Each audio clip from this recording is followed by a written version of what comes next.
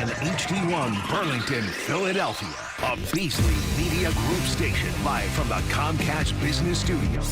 97.5, The Fanatic.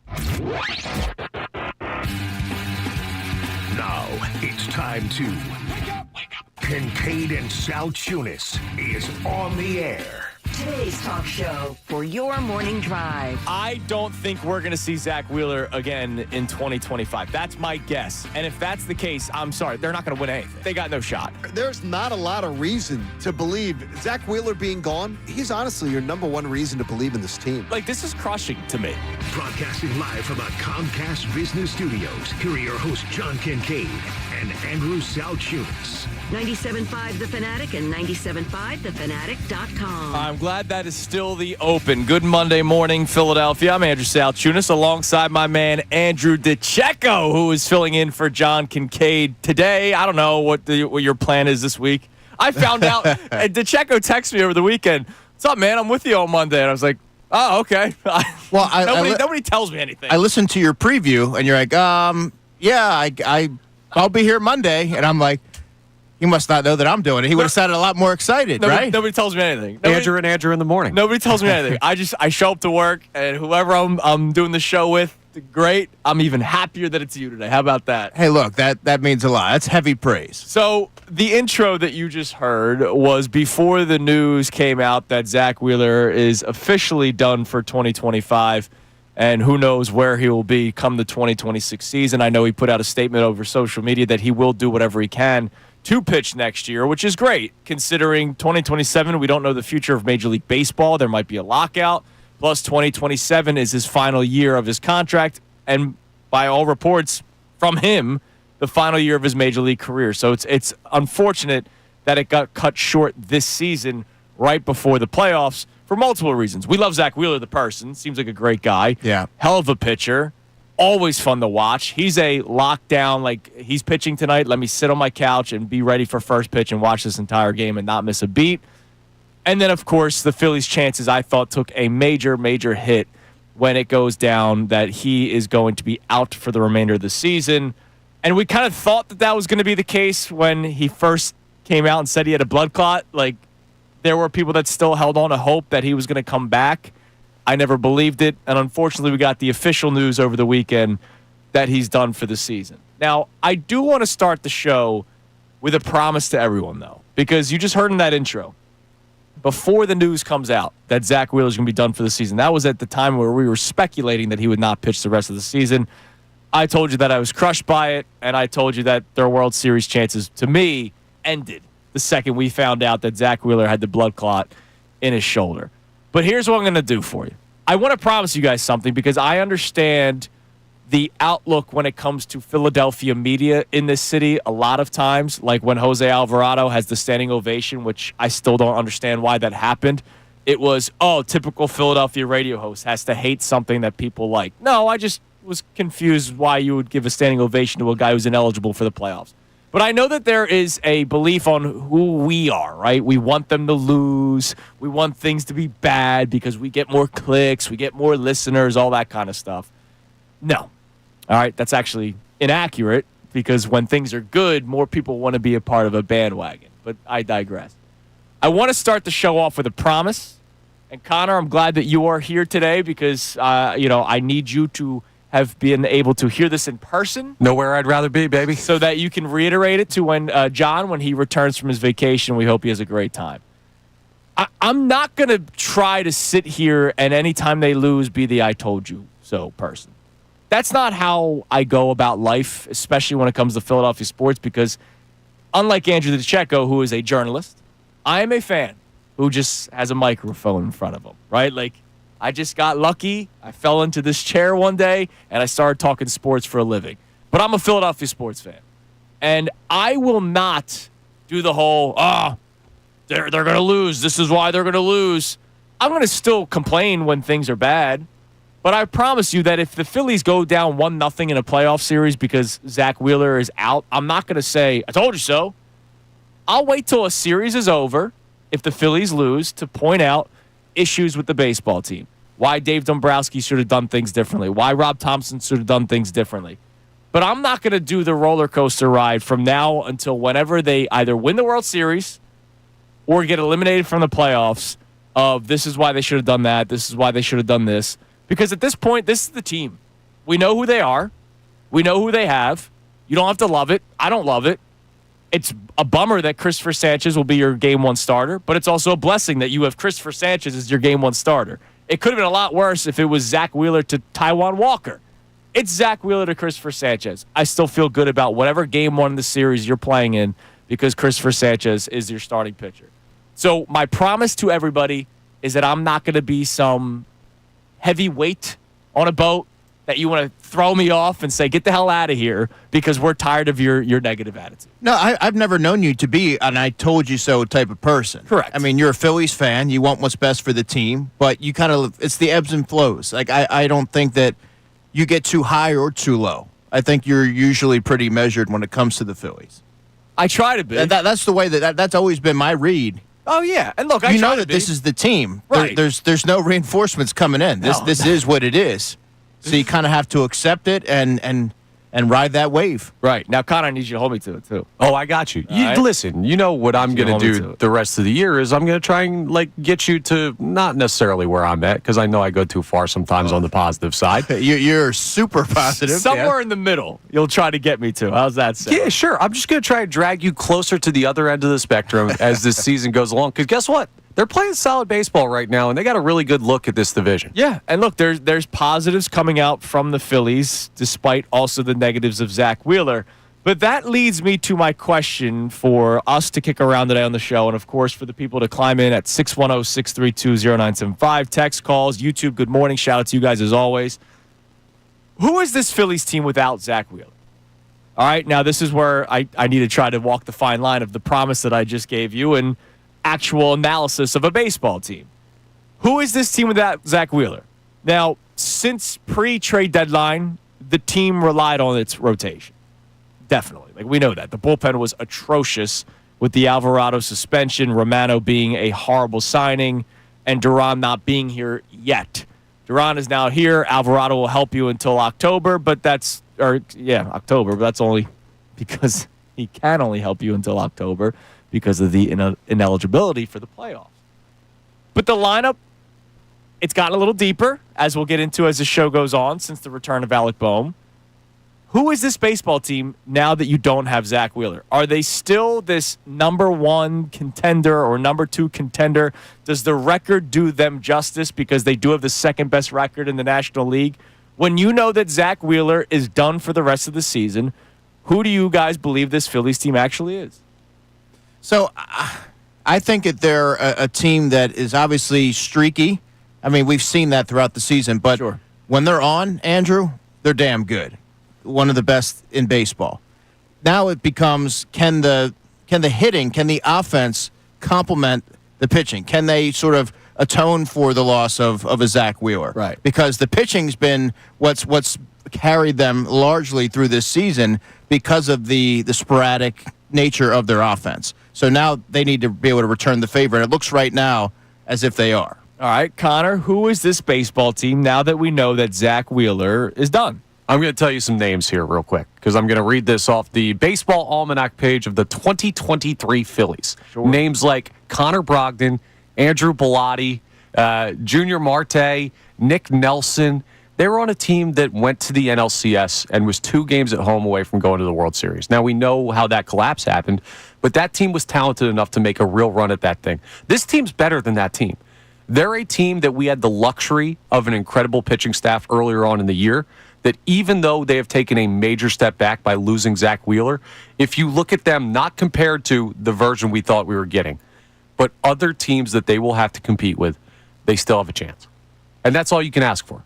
They're a team with a chance. I got to ask you, what was the point of giving me those bullpen names? There were guys wanted on to that flex, yeah. There were guys on that team that stunk, dude, that they had to go to in spots. Aaron Nola had a 4.46 ERA, Ranger 4.18.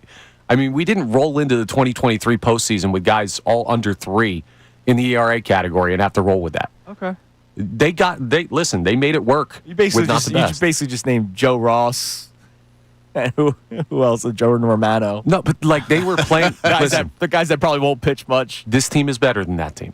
that team was 2 home games away from going to the World Series and playing a very beatable opponent in it. Now, I know it didn't happen that year, but this can still happen. All right. That's the point. I don't know if this team's better than that because that team is basically this team just 2 years younger. But what I will say is there have been moments this season where they've shown a lot of resilience. Absolutely. Absolutely. It's been a roller coaster of a season. So now that we know that Zach Wheeler is officially done for the season for the Philadelphia Phillies, who is this Phillies team? You can text in, call in 610-632-0975. Big series starts tonight. Can the Phillies end the NL East this week? We'll talk Phillies-Mets throughout the course of the show today. And coming up next, there's something that we can't ignore right now that I think goes hand in hand with the recent success of the Phillies. It is Kincade and Salciunas. Andrew DeCecco in for John today here on 97.5 The Fanatic.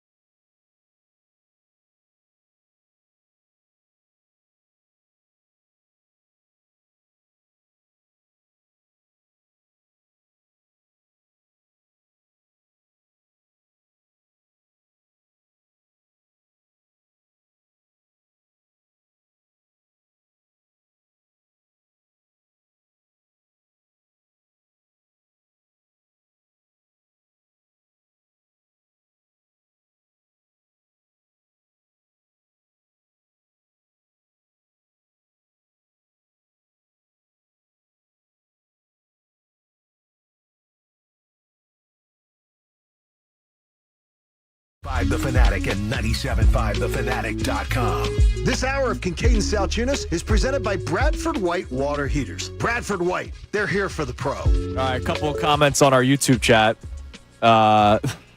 First and foremost, I think it's really cool. Tony Skins checks in. He saw Johnny the K and Christine on the boardwalk yesterday, and they spoke for about 10 minutes. He said Johnny's a great guy, which he is, Tony, so I'm glad you were able to meet Johnny in person yesterday. MBD says the Wheeler injury is absolutely devastating, but to my point, they aren't going to cancel the games. Might as well enjoy the ride, whatever it winds up being. And that's part of my promise. Like, I'm going to still enjoy it, as much as it sounds like I don't sometimes, because this team frustrates me till no end at points, because I question a lot of the decisions that have been made up top. I still recognize the fact that the Phillies are 76-54. I recognize the fact that they are in first place in the National League East and have the second best record in the National League. So despite all the complaints I can have about roster construction, and despite the depression that I felt when we found out Zach Wheeler would be done for the remainder of the season, I still recognize that this is a good baseball team. Flawed. Right. And sometimes I think the flaws could be the reason why they don't win something, but they're a good baseball team, and I recognize that. Yeah, and I hate the analogy of, well, look around Major League, and every team has some kind of deficiency.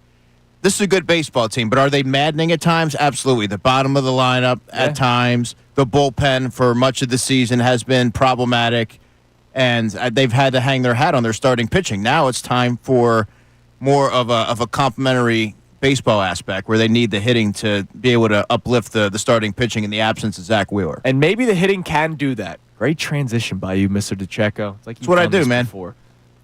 Something that we can't ignore in terms of the recent success of the Philadelphia Phillies, especially on the offensive side. Obviously, yesterday's game, they only put up a 3 spot against the Nationals. But I want to give you the run totals since Sunday, August 17th. 11 runs, 12 runs, 6 runs, 11 runs, 4 runs, 6 runs, 3 runs. All of those games were wins, but one. It was the first game of the series against the Nationals when they lost 5-4 when Duran blew his first save as a member of the Phillies. All those games had Alec Bohm back in the lineup for the Philadelphia Phillies. So Bohm has gotten a hit in every single game since he's returned, but it's not necessarily what he's doing at the plate. It goes to what we have been saying since his injury, that eventually when he comes back, the lineup will look much better on paper. Because there was a time where Alec Bohm and his absence had guys batting fourth that should not have been batting fourth, and guys that were batting fifth should not have been batting fifth. Yesterday, your lineup of Turner, Schwarber, Harper, Bohm is much more normal. Now, JT Realmuto was out yesterday. They gave him the day off. Marchand had the big day yesterday with 3 ribbies, but Realmuto would typically be in that lineup in that 5 spot, and then you can get creative with Marchand, Castellanos, and Bader, however the outfield works. But yesterday, let me give you the last lineup with JT Realmuto that was in it. That was Saturday's game when they won 6-4 over the Nationals.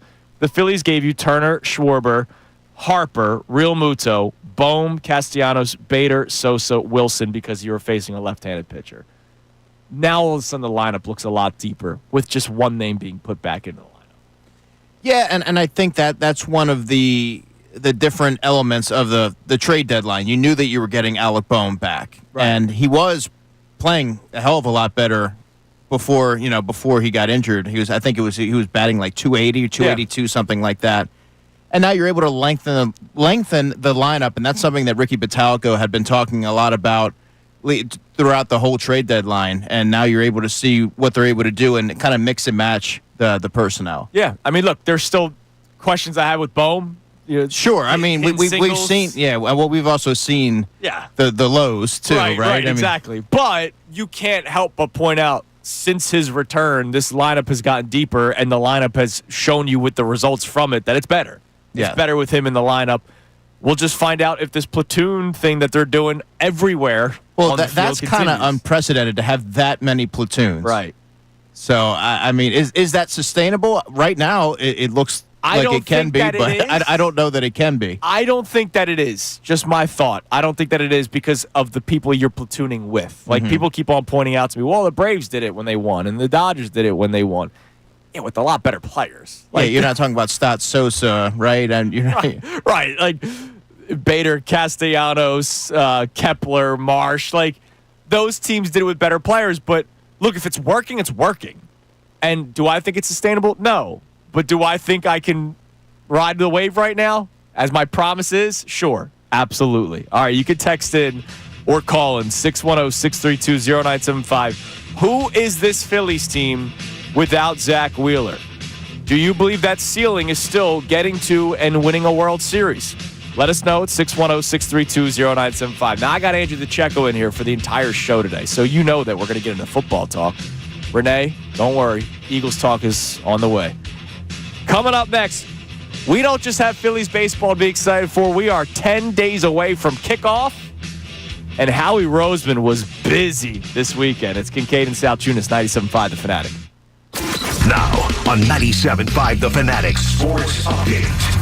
A busy day for the Birds. I'm Connor Thomas, and the Eagles were busy yesterday making 3 separate trades as rosters get closer to being finalized. The deadline's tomorrow. First, they traded a 5th and a 7th rounder to the Vikings for quarterback Sam Howell. Then they brought back tackle Fred Johnson from Jacksonville for a 7th round pick. And finally, they traded Darian Kennard to the Packers for a future 6th round pick. So Howie's season is in full effect right now as we wait for roster cut down day. A couple moves to solidify what the Eagles are going to try and do this year.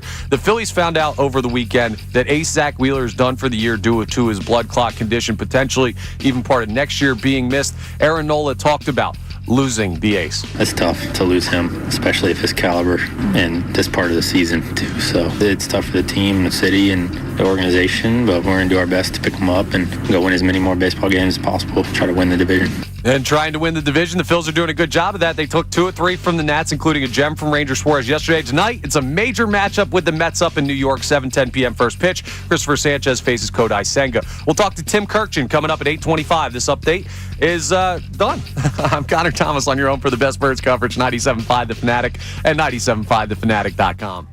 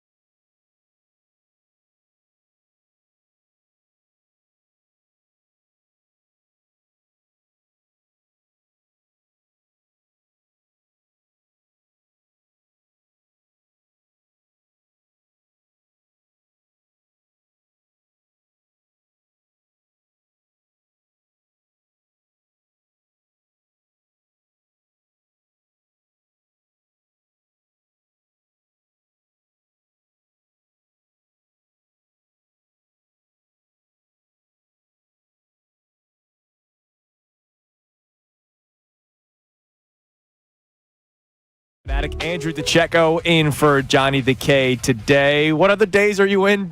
Do we know? Not tomorrow. Okay. Tomorrow is cut down day, so I have to be locked in for 4 that. Wednesday, Thursday, am I in with you guys? I have no idea. And all then I Friday, can guarantee, I already have a Phillies promise for the fans today. I will also guarantee that I will be here come 6 o'clock Monday, tomorrow, and Wednesday, and then I'm on vacation. Whoever I'm working with. Yeah, well, this is the only day that I'm doing the morning show. Yeah, today it's Andrew. Tomorrow, Amy joins us. Okay. And Wednesday, you've got me. All right, so maybe I'll take my vacation a day You earlier. can jump a day early. Wow, So all you, right. you have a rotating cast of characters. Hell yeah, man. You know, Salciunas and pals or whatever, like Clinton and friends. Salciunas and ESPN. friends, yeah. Sal's pals. I like That's that. it, dude. Sal's pals. That's mine now. Sal Fasano. He's with the Braves organization. So You got to grow the mustache. Okay, I'll grow the mustache to have the show called Sal's Pals. I love it. You want to do that? When John comes back from his vacation, I'm gonna be Why like, don't you just make it Hey, Salch? it's Sal's Pals now. Pals. You Sure. don't have to. You don't have to trademark it. We'll do it. We'll do whatever works for the people. All right. Eagles had a very busy weekend. Howie Roseman specifically. We know that the preseason came to an end over the weekend on Friday. I can't wait. 6:40. We'll check our text line for the first time this morning about the Phillies, but I will also talk about the DeCecco Bowl because Friday night's game was your day. Like, not Yeah, I was only psyched, your man. love for that style of play, but all your guys made plays. All of them. I was psyched.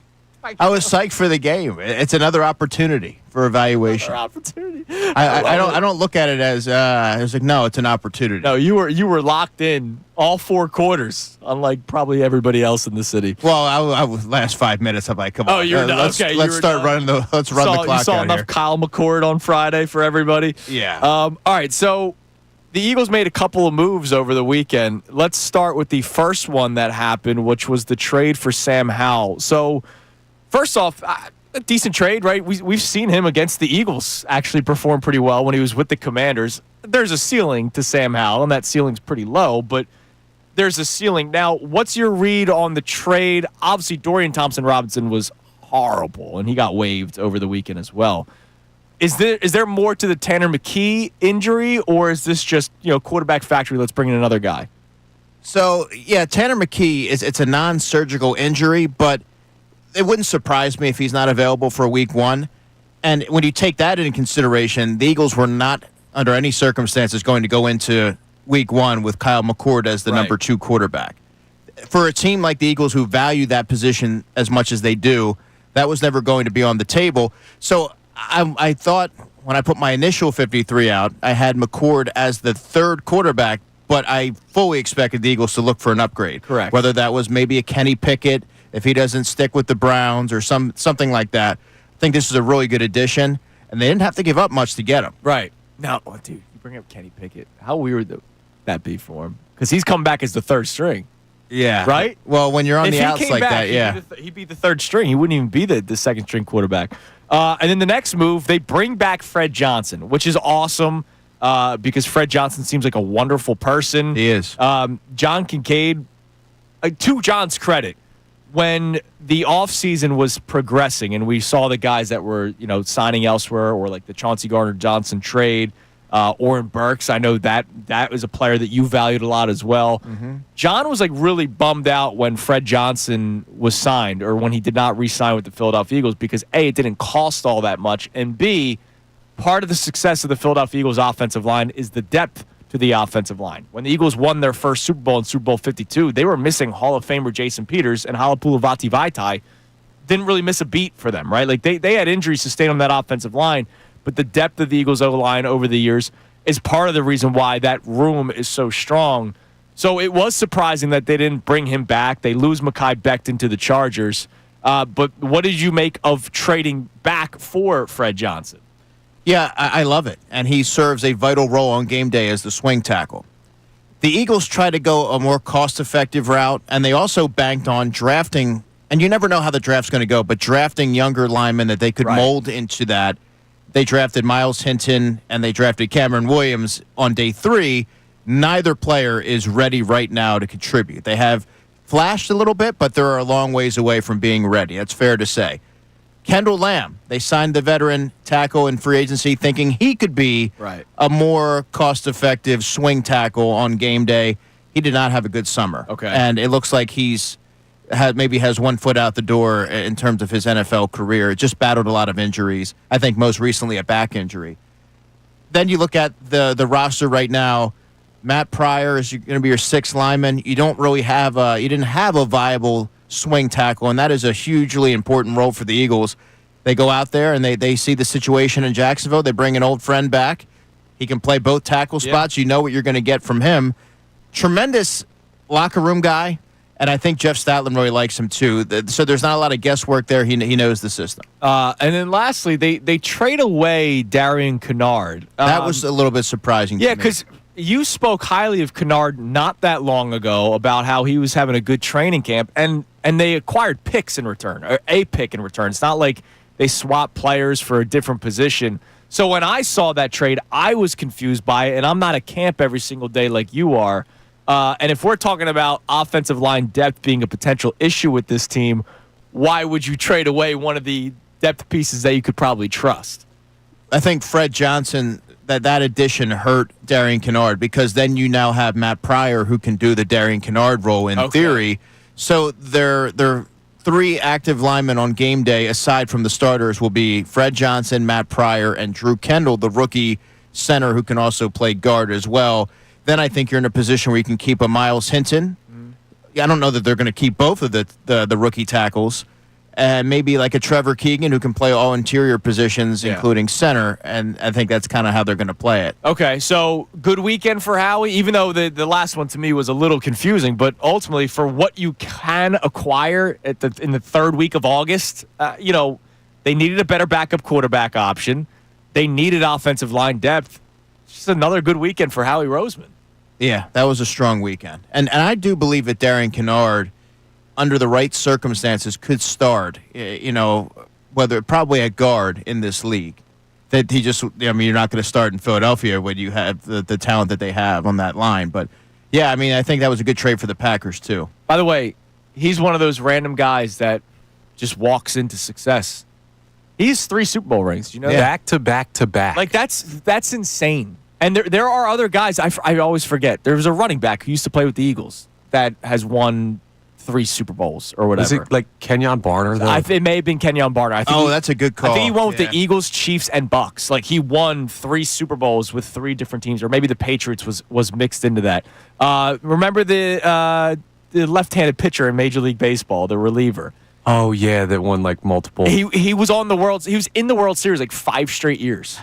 He pitched for the Braves. He was on the Rangers. I forget what the guy's name is. It's not coming to my mind. He's an older left-handed pitcher, but he's one of these guys where he walked in and he's on a World Series. It's almost like if I'm a Packers fan, I'm celebrating. Yeah, it's like Super Bowl's on. Let's go.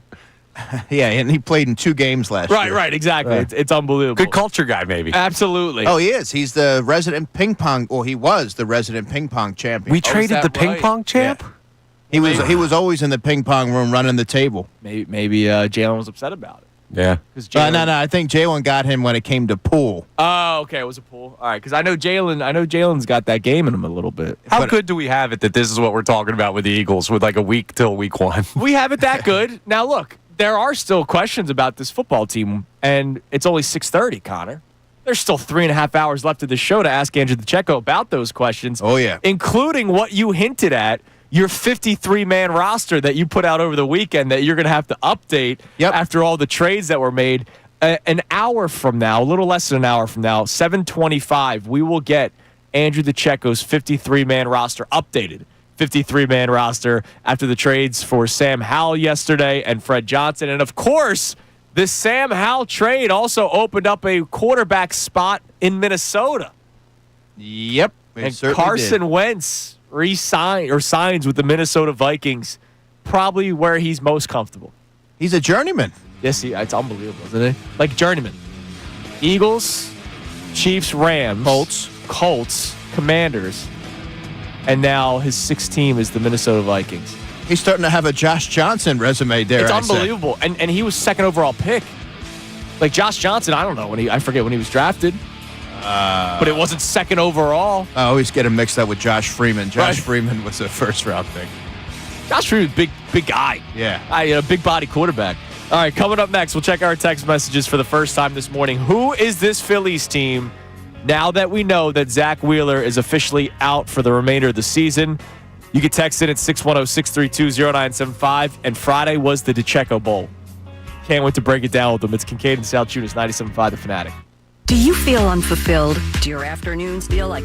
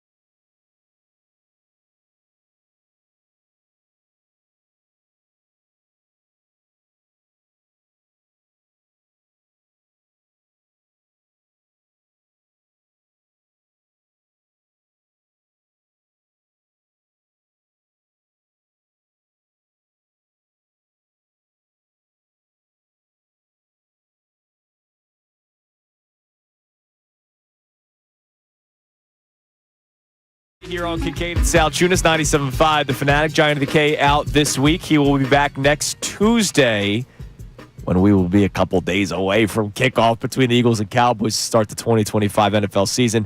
Andrew DeCecco in for Johnny the K today. Amy will be in for Johnny tomorrow. Connor will be in for Johnny on Wednesday. And then Thursday, Friday, you guys are on your own. I'm out. finally take my vacation. John's taken 17 vacations. You've taken 100 vacations, Connor. No, I haven't. Some of us, Connor doesn't take that many vacations. I went on one. It was a good one. Some of though. us just come into work every day, Andrew, and we just grind, just like you did on Friday. I only had 3 days all summer of vacation.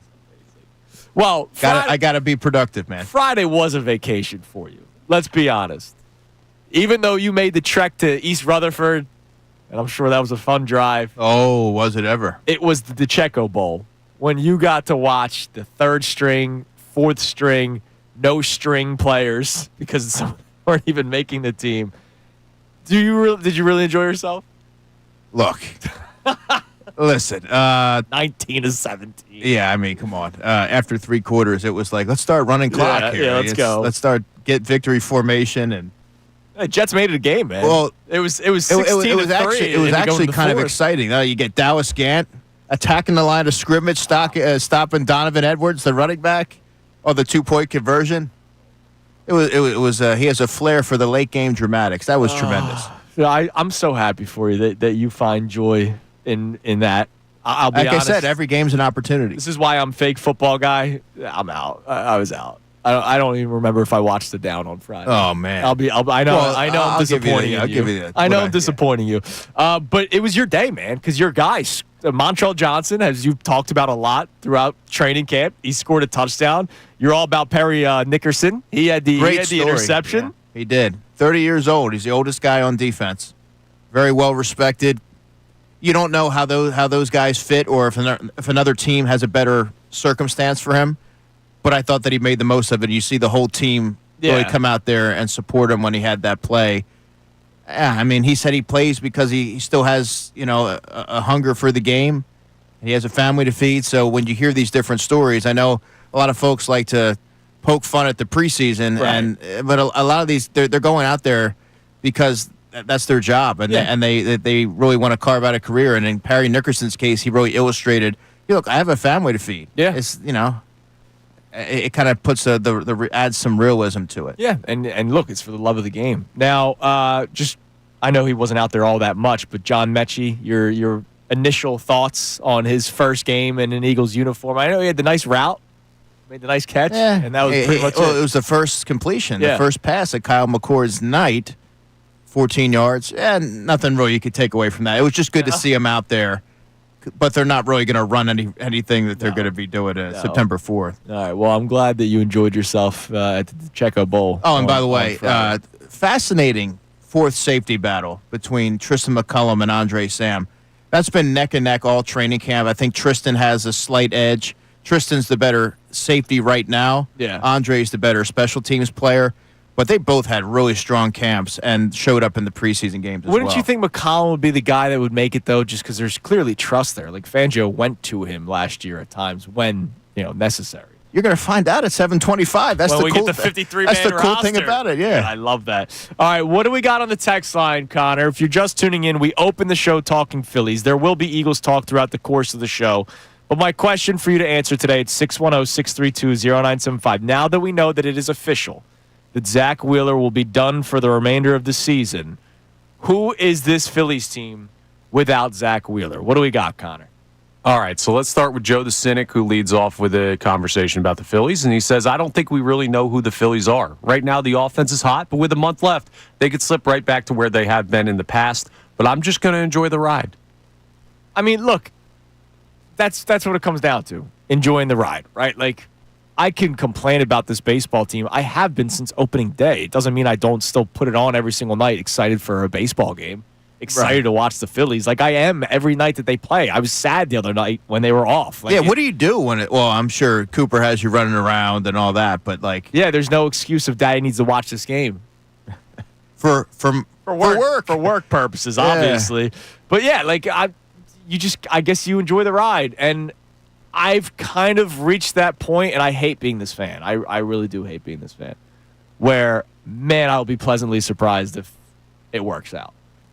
That's where I'm at. I hate when people have that attitude. I hate when people have that mindset where it's it's like the Negadelphian thing. Like, I'm going to go into it with a bad attitude, and if they win, I'm really happy, and if they lose, I don't feel the pain as much because I didn't expect much out of it. I'm not trying to be that fan. That's just kind of how I feel right now. Yeah, I need to see it to believe it.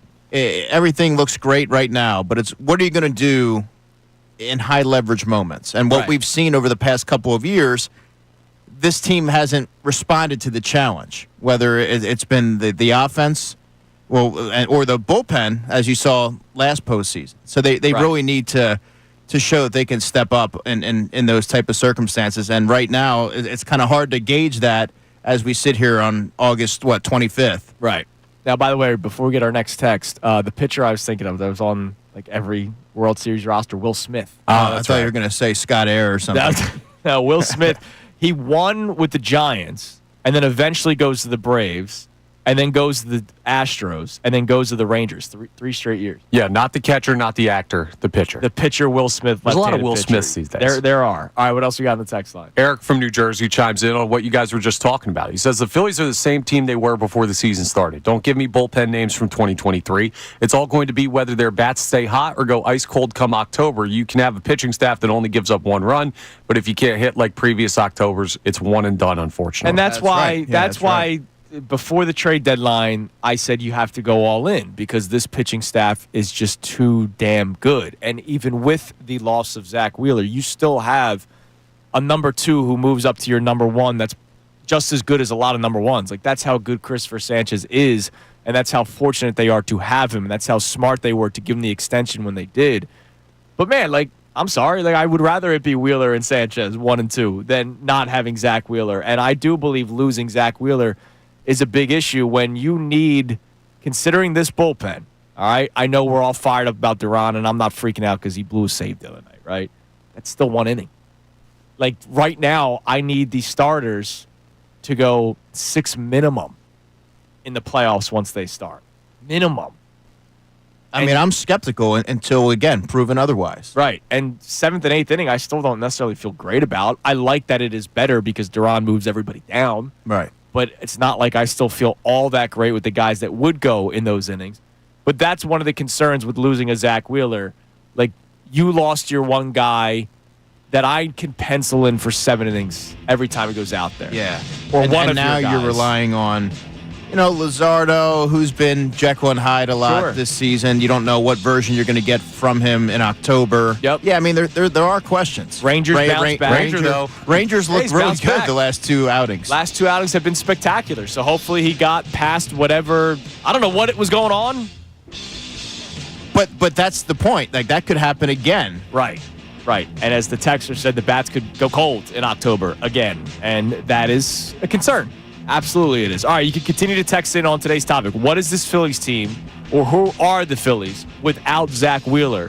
You can text in at 610-632-0975. Also, to start the 7 o'clock hour, I am going to bring a topic from my ESPN shift yesterday to the show today.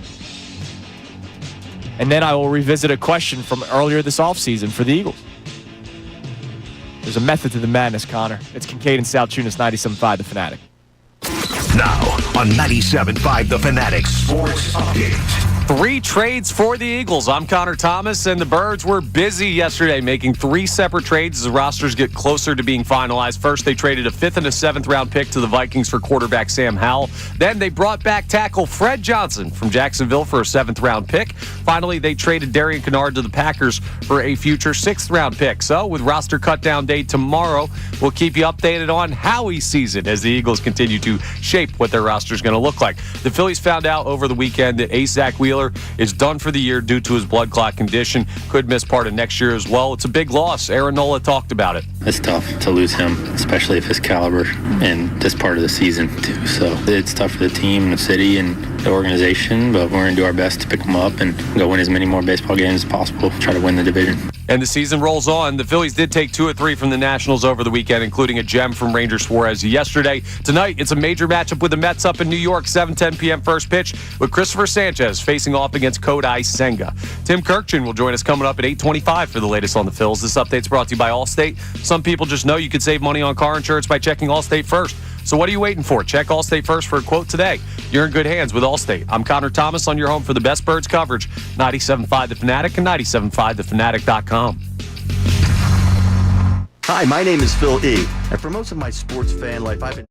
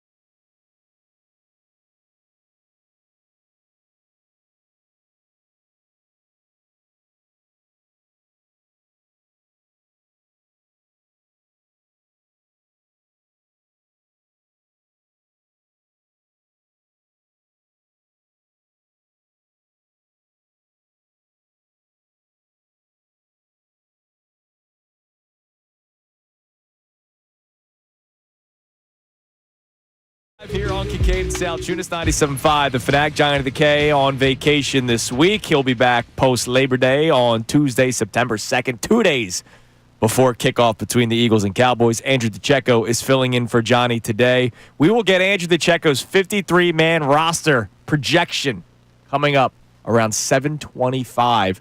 It's 4 o'clock tomorrow is the official, everything, the paperwork's got to be in, right? That's right, 4 p.m. Eastern. And then teams can start, or waivers are noon on Wednesday, and by 12:30 you can start establishing your practice squads. Will there be, and I don't want you to don't give me the names. Again, I want this full breakdown, 7:25, but will there be like a surprising cut, in your opinion? Or like where like a fan would be like, really? Yeah, maybe. I could see, at least on mine. Depends on what you define as surprising, but I have logic behind all, Right. there's a method to my madness. Yeah, you don't just throw things out there like, I think this guy's going to get cut. No, there's reasonings behind it, and that's Right. why I trust your intelligence when it comes to football. Now, my logic could be off, but there's a reason why I went the route that I did. All right, so we'll get that around 7:25 as you're listening to 97.5 The Fanatic, WPEN HD1 Burlington, Philadelphia, a Beasley Media Group station broadcasting live from the Comcast Business Studio, powering possibilities. At 7 o'clock, I'm going to discuss something that was discussed on the ESPN airwaves yesterday, and I was the Philly guy. It was because you're the Philly guy, we need to talk about this. I said, okay. So we'll do that come up at 7 o'clock. But here's what we've talked about so far today. The Phillies obviously take 2 of 3 against the Nationals. They continue to win baseball games, won their series against the Nationals. We know that they swept the Mariners, which was a great series. A lot of it has to do, I believe, with the return of Alec Bohm. The lineup has just gotten deeper. As our man Ricky Bo said to you, it lengthens the lineup. Because Brandon Marsh, even though he's been playing good baseball, like Brandon Marsh is not a 5-hole hitter. He's not. And when he was batting 5th, I think that was a detriment to the Phillies at times because it just showed how weak the lineup was. If Brandon Marsh is your 5-hole hitter, then 5 through 9 clearly can't be all that much better. Can't be. Right? And it wasn't. And now that Bohm is back, and Real Muto was off yesterday, Marchand had a nice day. But when Real Muto and Bohm are in the lineup, you now have Castellanos batting 6th, if not 7th, depending on the day. And it just shows you how much deeper the lineup can be. I know people aren't big Nick Castellanos fans, but I'm telling you, if Nick Castellanos is batting 7th in your order, I feel pretty good about what's going on in front of me. Yeah, and look, the lineup is certainly lengthened, but I still do have questions because of players like Castellanos, right? I mean, he is a streaky hitter. Oh, yeah. Bohm has had moments where he's been streaky. But right now on the surface, it all looks good because now you have optionality. And I think the one plus or one of the advantages of doing a platoon is that now you're able to play the matchups and cater to the strengths of those given players on a certain night. Right. I just don't know if you can do that throughout September. And I don't know if you can have 4 platoons. Like that's super excessive. Like, as much as I like the movie Platoon. It's a good movie. That's one of my favorite movies. Sosa Stott, that's fine. Like, lock it in. It's the outfield one where it's like the musical chairs where we are literally playing a game show on this show of who will be in the outfield tonight for the Phillies. Like, we've been doing that the last couple of shows here on Kincade Salciunas because it's that confusing because their logic hasn't stayed the same. No. Like, it's not like they have a verse left-handed pitcher lineup versus right-handed pitcher lineup. It's, well, this day, this guy's going to face left-handed pitching, and then he'll face right-handed pitching, but then he won't face the left-handed pitcher the next time. It's weird. It's like a coin flip. I don't understand how it constantly changes. What do we got on the text line? Our question for you, now that we know that Zach Wheeler is officially done for the season, who is this Phillies team? Now, I do have to ask, has that guy followed up? No, he is not. Oh, okay. Oh. I'm curious. Well, in case somebody didn't know, tell them, brief the audience on what you're referring to. Well, John and I we're idiots because we're not doctors, and we were saying that Zach Wheeler would most likely not pitch the rest of the season. And we basically got the why should I listen to these two guys on the radio who aren't doctors tell me that Zach Wheeler's done for the season. I don't believe that texter was a doctor. Maybe he was, maybe he wasn't. If you were a doctor, I'm not going to your practice because it looks like the radio guy was more right than you were, Doc. And if you are not a doctor, then that's hypocritical that you sent that text to begin with. And I said, when you read that text, I hope that guy apologizes when he's wrong. This is a show of accountability, damn it. When we're wrong, we admit it. I just need to know if that guy texts back at some point. I'll keep an eye out. Thank you. We do have a check-in, though. Somebody questioned you a little bit here, and I don't know if I necessarily blame this person, but this is what we talked about. So let's reset this, because this texter says, didn't Andrew declare the Mets division champs after the trade deadline? Yes. Let's not act like he doesn't have trouble overreacting sometimes with him trying to stay on the ride with the Phillies.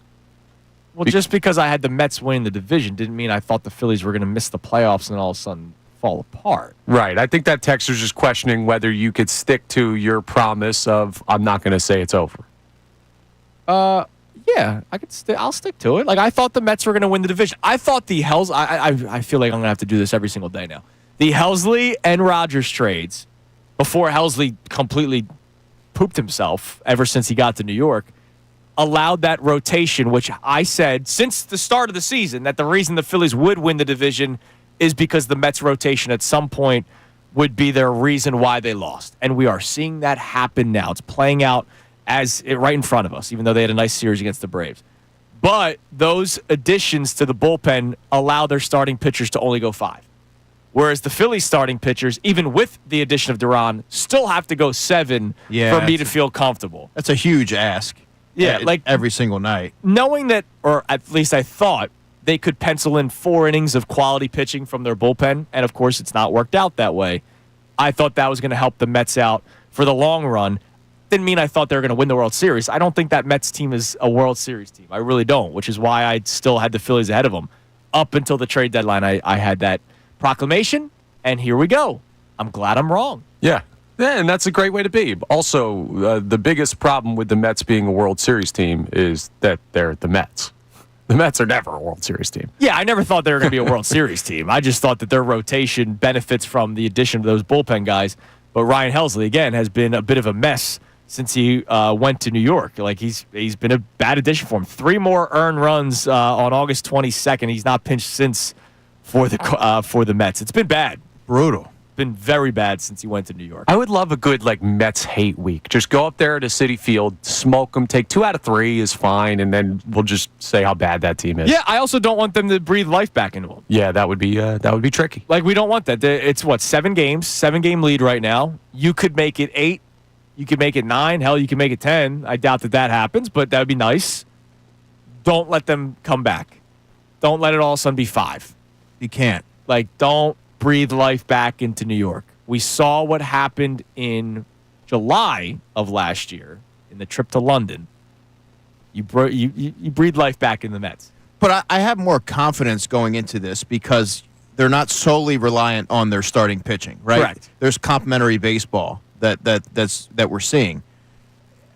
The way that the lineup is playing right now gives me a lot of confidence that they can use that as a launching pad and hopefully towards into the fall. That now it's just about sustaining it. Right. And the question is, can they sustain it throughout not just the rest of August, into September, and into October? We'll see what happens. You can text in at 610-632-0975. Who is this Phillies team now that Zach Wheeler's officially done for the season? All right, so yesterday I had my shift on ESPN, and I was doing the show with David Dennis Jr., who, if you watch ESPN, he's kind of all over the place, does a lot of First Take, does all kinds of stuff, good journalist. He had a question that he wanted to discuss on the show yesterday. And man, was I ready for it. So he is from New Orleans. Grew up a Saints fan pre-Pelicans days. So all he had was New Orleans, right? That was the Saints and LSU Tigers. He ended up going to Davidson, so his allegiances change once you go to a university, as it should. Unless you're Brendan Gunn, who goes to Temple and is still a Villanova fan. Yeah, look at Big Gun catching a stray. Well, I think that's weird behavior. Or the people that didn't go to Penn State that are Penn State fans. Or the people that didn't go to Notre Dame that are Notre Dame fans. I don't know. I find that strange. But he asked a question. He made it national, but then it became pointed directly at me. About whether or not fan bases should be upset with their other teams if one of their teams wins a championship in that year. And so he brings up the Sixers. He brings up the recent news with Zach Wheeler and how that did take a hit, their World Series chances. Is it a 0? Maybe not. But did it take a hit? Absolutely. And he's wondering, hey, are you even all that upset because you saw the Eagles win the Super Bowl? And I said, hell yeah, I'm upset. I was angry with the Sixers, and I'm bummed out with the Phillies. And oh, by the way, I was angry with the front office of the Phillies and the way they went about the season. And he thought that was crazy, that it was insane that somebody that just watched their team win a championship could be upset about the other teams in their city. Now, I use the child analogy. If you have a sibling, like I have an older sister, I was the angel, right? My sister would do a lot of bad things, and I did a lot of good things when we were growing up. Just because I did a lot of good things did not keep my parents from grounding my sister for doing bad things, right? So why shouldn't I hold my other teams accountable? Well, they're separate entities as well. That's what I always say. And the standard it has to remain high. And it depends. Like, I mean, you're supposed to just cast those, shortcomings aside. Oh, that's okay because this team won. I'm okay. I mean, you have to look at everything differently. Right. And you see things through a different lens. That's just my opinion. Like, I think there's context to it. Connor and I did the pregame show with Bill Colarulo of Unfiltered, leading up to... I haven't heard of him. No. Leading up to the Eagles... Did you mic the switch yet? Leading up to the Eagles Super Bowl game. And the Sixers lost to the Bucks by like 30 points that day. And we didn't care. Nah. Because it was hours before kickoff of Super Bowl 59. But, like, when 2 or 3 weeks went by and the Sixers were losing constantly, yeah, I started to get angry about it. Because there are also opinions that I had of the team that started playing out in a negative way. There's also injuries and the way that teams are constructed that you can kind of foresee that going into it that lead to frustration. It's a multifaceted conversation. And I think it's a fascinating one. But the way that I see it is it's viewed as separate entities. So that's how I look at it. But I know there are people in this city that don't view it the way we do. I'm kind of one of them. All right. I just knew that. I just had a feeling. I need to talk about this more at 610-632-0975. We'll get Connor's answer on this coming up next. When the Eagles won the Super Bowl, did you take your foot off the gas pedal a little bit of your vitriol toward other teams in the city like the Sixers, like the Flyers, and like currently the Phillies? I will then also revisit another question that we talked about when the schedule came out in May. How aggressive you will be as an Eagles fan this year. It's Kincade and Salciunas. Andrew DeCecco in for Johnny here on 97.5 The Fanatic. Philly fans, you are the best sports fans in the world.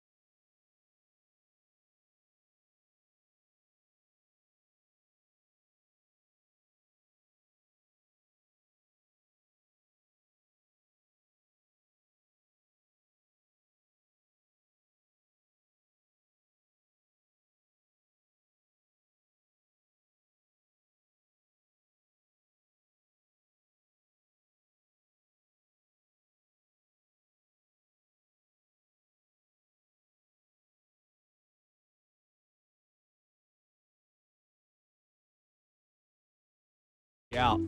Call me a Mets fan. Listen, dude. Oh, That is the team that I hate more than any other rival in the city of Philadelphia. All right? You say that again, we might have problems. Andy Metchunas. Dave P may be for problems. All right? We may have problems if you ever say something like that again. You're wearing your Mets blue polo today? Ready to roll. You're about to get knocked out, too. I don't know who Dave P is. I know who Connor T is. We got Andrew fired up during the break. I'm ready to go, dude. We stand on business around here. Stand on business around here. All right. So, Connor, explain yourself, Mr. Softy. When the Eagles win, you don't care about the demise of other teams in the city? Now, here's the thing for me, though. It's not so much a conscious choice, right? It's not like I see the Eagles win and I'm like, okay, I'm going to take it easier on the Sixers, Flyers, and Phillies. But the Eagles winning the Super Bowl is a huge part of a lot of people's lives in this city. And I just think naturally, whether it's sports or otherwise, like when something that great happens for you, your temperament becomes softer. At least it does for me. So it's not like a conscious, I'm going to give the Sixers slack, but I'm happier in my day-to-day life because the Eagles are Super Bowl champions. And because of that, the bad stuff bothers me less. And I think that leads to me being less critical of the teams as a result. See, now let's revisit 2018. Were you that way with the Eagles as a whole because they won the Super Bowl? Yeah, you know what? I was.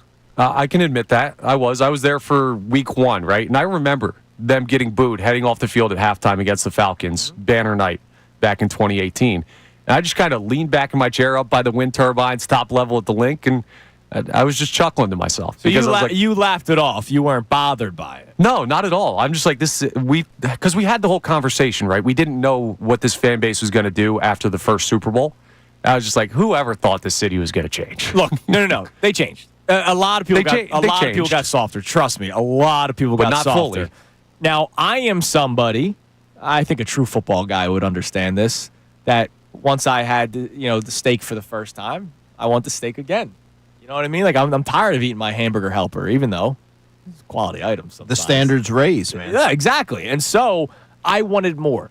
So I was not in the building week 1 of the 2018 regular season, but I would have been one of those fans booing because of the performance that I was not happy with.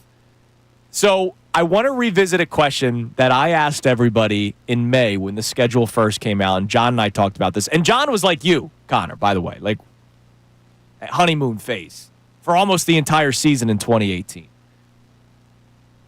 How aggressive will we be as a fan base in the 2025 regular season? Now, obviously, it's a little bit more of a difficult conversation for you because you are a journalist and you are not a fan of the Philadelphia Eagles, Andrew. But I wonder what your read on it from you doing all your shows. Yeah. Whether it's here with us on Kincade Salciunas, Unfiltered, when you do your own show at night, over the weekend, when you just do your coverage on social media and Inside the Birds sure. and comments. Do you believe this fan base will be the Philadelphia fan base that we know and love, where it's a little bit aggressive, or do you think they will be in a honeymoon phase again this season? I think initially they'll be in the honeymoon phase. Really? Because right now the sense that I get is they're happy with the roster.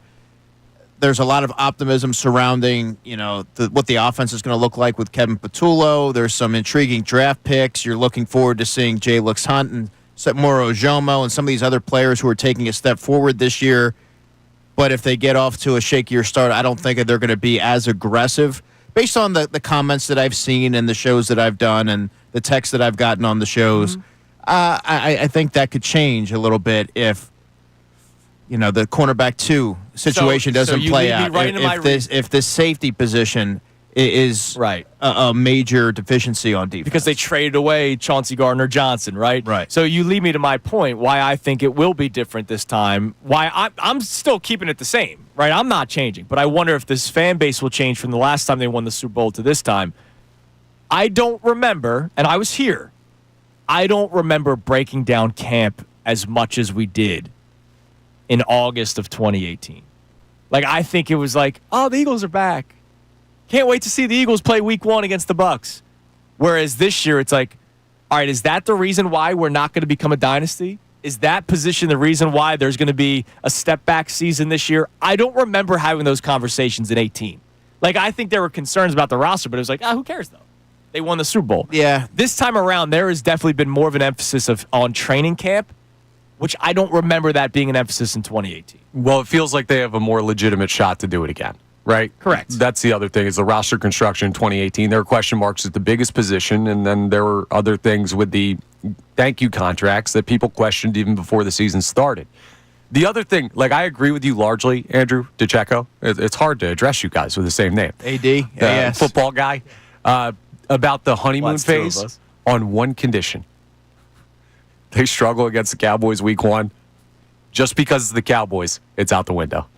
I think that week 1 matchup, like if they had done it in 2018 and it had been the Cowboys and not the Falcons. Maybe. Buckle up. But you know what I like about this fan base? One of the things is that they're so invested. Oh, my God. Like I'll have people that are reaching out about, what do you think about the backup long snapper, Christian Johnstone? Now, he'd since been released, but Yeah. I love that. I got a question, I believe, last week about Patrick Johnson. You did. The fifth edge on this rusher. show.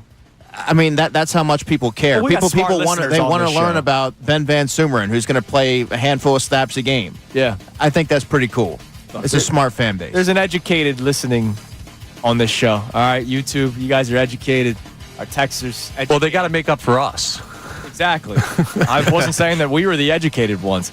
All right, coming up next, what will Andrew DeCecco's 53-man roster be? He had to update it after a couple of moves this weekend. We'll update you on those trades that happened because Howie was busy this weekend. But continue to climb in on our topics. When it comes to Zach Wheeler being out, who is this Phillies team moving forward? 610-632-0975. And how are you acting as an Eagles fan week 1? Will you be more aggressive this time around when a lot of people were in the honeymoon phase for multiple weeks, if not the entire season in 2018? It's Kincade and Salciunas. Andrew DeCecco in for Johnny today here on 97.5 The Fanatic. Now on 97.5 The Fanatic Sports Update. Reshaping the roster. I'm Connor Thomas, and that's what the Eagles were working on over the weekend. Not just their final preseason game, but a couple of trades. First, they acquired Sam Howell from the Vikings, quarterback, for a 5th rounder and a 7th rounder. Then they brought back tackle Fred Johnson from Jacksonville for a 7th round pick. And finally, they traded Darian Kennard to the Packers for a future 6th round pick. All of that happening yesterday. And with roster cutdown day tomorrow, we'll keep you updated on Howie season here in Philadelphia. The Phillies found out over the weekend that ace Zach Wheeler is done for the year due to his blood clot condition. It's a big loss for the team, and Aaron Nola talked about it. It's tough to lose him, especially of his caliber and this part of the season too. So it's tough for the team, the city, and the organization, but we're going to do our best to pick him up and go win as many more baseball games as possible, try to win the division. They can take a big step towards winning the division today. First, though, they did take 2 of 3 from the Nationals over the weekend, including a gem from Ranger Suarez. But yep, tonight, it's a major matchup with the Mets up in New York. 7:10 p.m. first pitch. Christopher Sanchez faces Kodai Senga. We'll talk to Tim Kurkjian coming up at 8:25 for the latest on the Phils. This update's brought to you by Groundworks, your trained and certified experts for basement waterproofing and foundation repair since 1997. Book your free inspection at groundworks.com. I'm Connor Thomas on your home for the best birds coverage, 97.5 The Fanatic and 97.5thefanatic.com. Previously on Unfiltered.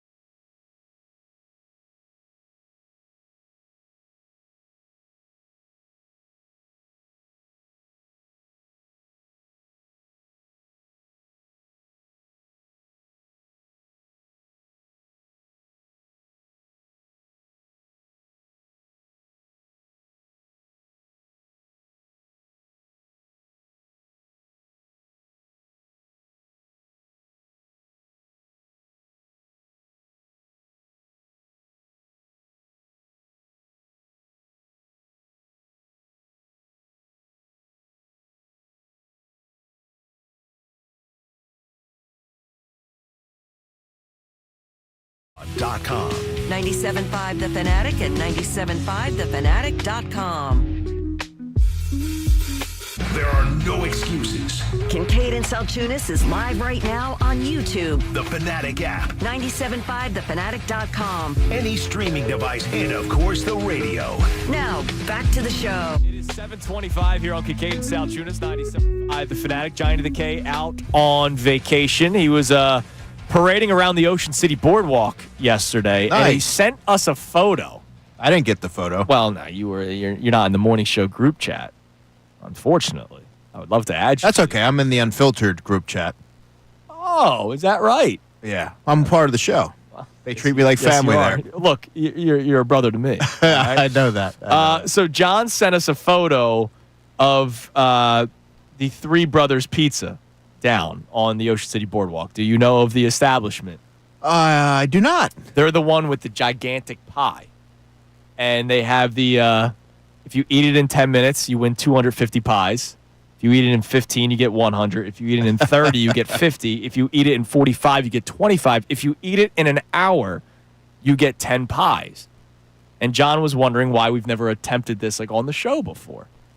I have talked about it on the air. I was one slice away when I was in high school. Whoa. I wonder if I could actually do this. If you are hungry enough, and plus I was in high school, so I was like, prime, right? Like you ate everything, right? And it all fell off you like 5 seconds later. Plus I was down the shore on the beach, so like you're always hungrier when you're down the shore, and everything tastes better. But I was one slice away from the 1 hour mark. It got hard at the end though. Like it was like I don't see that as being easy, but I used to be almost a professional eater, and I used to be skinny, but like my dad was skinny, and he'd sit at the Thanksgiving table for like 3 hours, very be able to slow, see- methodical. Yeah. And for me, I'm just like, I'll eat a huge meal, and then like a half hour later, I'm hungry again. You're eating again, or I have room, and then I work a salad in the middle to spread the food around. Expands the stomach. every once in a while. I have a whole plan. Yeah, you got a strategy. Tactical. I just wonder if anyone's ever done it. I'm If sure anyone's- somebody has. Somebody must have. Yeah, I'm sure. Not me. But I was a slice away when I was in high school. We had a hot dog eating competition. We had a pool party at my mom's house on Saturday, and me and my buddies had that like just 2 minutes. I am not a eater. Nope, not my thing. I got 2 done, and I almost choked to death trying to eat those 2. You're not a glizzy guzzler. No, absolutely not. Just making sure. All right. Andrew DeCecco's 53-man roster. What are some of the highlights? Are there surprising cuts? Who's making in the back end? Well, How many wide so throw receivers me a are we position. keeping? Yeah, throw me a position. All right, how many It's wide easier. receivers are we keeping? In your belief, your intel. I have 5. Anaya Smith is not one of them. Interesting. That was my hardest decision. But I just didn't see enough consistency all summer long from Anias. He had flashes, but they weren't enough where you feel like you have to have him on the 53. I believe that you could still get him through waivers and put him on the practice squad, elevate him if you don't have a returner that you feel good about. But Jahan Dotson can also return punts. Okay. There's going to be players who are going to hit the waiver wire that maybe have more experience. And I think what really solidified it for me was the Jets game. He had a misread on a punt return. The drops are whatever, but you don't base a decision off of one preseason game. But it's the punt return lapse that I saw, and you can't help but go all the way back to the 2007 season, I think it was, where they had Greg Lewis returning punts, and he just couldn't do it. Right. So for me, I'm like, okay, I'll keep Darius Cooper instead. So And that Darius was, like, Cooper my makes thinking. your roster. Yeah. But you think Dotson could be the guy that I would think return Dotson punts can do early? it. I mean, there's going to be a number of names. For example, there's a world in which Britton Covey doesn't make the Rams. In fact, he's on the outs. They have a lot of receivers there. He's a known commodity. Yeah. They could put him on the practice squad, let's say, and elevate him if they so choose. That's just my thought process. And then for tight end, I know that Kylan Granson was the most popular choice, and he flashed as a receiver. But Grant Calcaterra is the second tight end, and he's already a pretty effective receiver. I kept E.J. Jenkins. But Three tight ends. Yeah, but there's a reason here. Losing Johnny Wilson, who did the dirty work, the blocking, that's an important element to what the Eagles look to accomplish offensively, and something that Nick Sirianni prioritizes. I see a world where E.J. Jenkins could fulfill that role as being that gritty blocker and helping free up some of those explosive plays offensively. And he's the Eagles' second-best blocking tight end and can help on special teams. So when you look at Dallas Goedert, Grant Calcaterra, E.J. Jenkins at 6'6", 260 pounds, gives you a little bit more of a different dimension. Kylan Granson with an H-back build, that's kind of redundant to what Ben Van Sumeren could do, and I had Van Sumeren on my 53. All right, football guy question here. Cornerbacks, and the reason why it's a football guy question, we're so focused on cornerback 2 and who would win that starting job.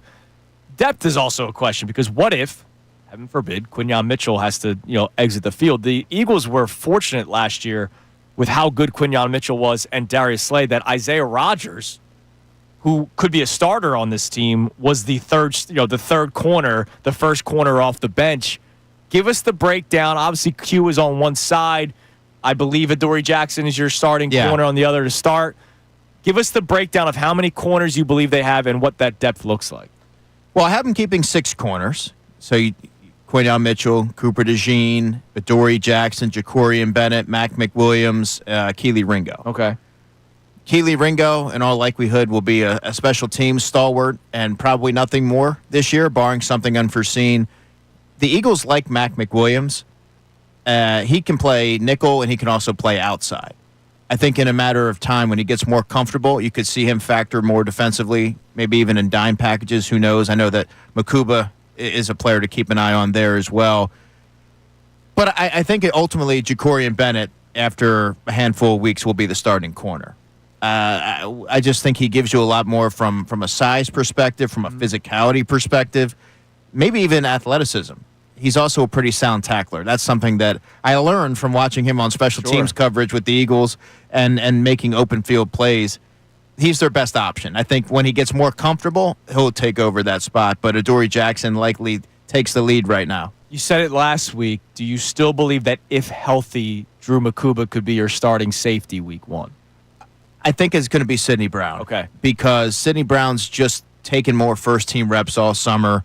Makuba, the arrow was trending up off that Browns game. Yeah. But then there's the setback with the hamstring, and I don't think he had enough reps with the first team, enough time to get a full assessment or for the Eagles to really feel comfortable putting him out there week 1. Look, do I think eventually he's going to overtake Sidney Brown? I do. Do I have questions if Sidney Brown's going to be a fit in this defense? Absolutely. I mean, Tim McManus and I were talking about this on Saturday during our show in Atlantic City. Tristan McCullum is a better fit from a safety perspective than maybe a Sidney Brown. He just gives you more ranginess. Sidney has more explosive plays in him. Yeah. But, yeah, I think Makuba will eventually nail that down when he's over the hamstring, and Sidney Brown will probably have a role, but not in a full-time capacity. All right, JM on our YouTube chat, a statement, but it will lead to my question because you guys know how I have felt about this player in the past to the point where you, Connor, and John have attacked me over my opinion. You're going to say something about Reed. Yeah. About Reed Blankenship. So JM sends in the YouTube chat, Reed Blankenship without help got chewed up in 2023. 529 yards, 6 touchdowns and last year 236 to 2 touchdowns. We know that the 2 years with Chauncey Gardner-Johnson, Reed Blankenship played really, really good football. In 2023, when I was critical of Reed Blankenship, it was deservedly so. When he was looked at as the guy that was going to be the coverage safety, which is what I always point out, but sometimes those words just fall on deaf ears with you and John. Who is Reed Blankenship this year with either Drew Makuba or Sidney Brown playing on the opposite side? I hope it's the belief that Connor and John have, that Reed Blankenship could be the starting safety and you feel comfortable with him out there. I just want to know, how does his style of play go with Drew Makuba and or Sidney Brown as opposed to the way it was the 2 successful years with Chauncey Gardner-Johnson? Well, he's going to be the back-end leader in a perfect world, but the Reed Blankenship and Sidney Brown pairing is, I mean, I can understand why he has some hesitation as to how that's going to go because they're kind of redundant in their skill set. And I think when you have 2 players with similar qualities and traits, I mean, you have to atone for that. If you're, I think, and Reed Blankenship has to do more in turn to make up for that. Drew Makuba, though, when eventually he gets into that starting role, I think that's going to allow Reed Blankenship to do what he does best, and Drew Makuba to be that versatile chess piece who allows the defense to be multiple. He can go get the football, kind of like C.J. Gardner-Johnson did. Sure. But right now, given the pairing, I think it's fair to have some sort of hesitancy or apprehension looking at it ahead of week 1. Yeah, look, I like Reed Blankenship when he's been with Chauncey Gardner-Johnson. I did not like Reed Blankenship when he wasn't with Chauncey Gardner-Johnson. I think he's an underrated player for sure, but a lot of it has to do with the pairing at that position, and I think he was asked to do an awful lot in 23, and that's where you saw some of his shortcomings. All right, coming up next, I'm going to put you to the test. I want you to do an exercise for me. You guys know how I love power rankings on this show. All right? I want you to do the Eagles power rankings. Position group that you should feel most comfortable with, down to the position group we should probably feel the least comfortable with, because you have an idea what this 53-man roster would look like. I'm curious to get your answer on it. And it's overall position, so depth is included. That may either help a position group, that may hurt a position group. We'll get that coming up next with my football guy, Andrew DeCecco, over here. It's Kincade and Salciunas on this Monday morning, 97.5 The Fanatic. Join the Fanatic for the inaugural live broadcast of Unfiltered with Silvana Gallagher, Ricky Bowe, and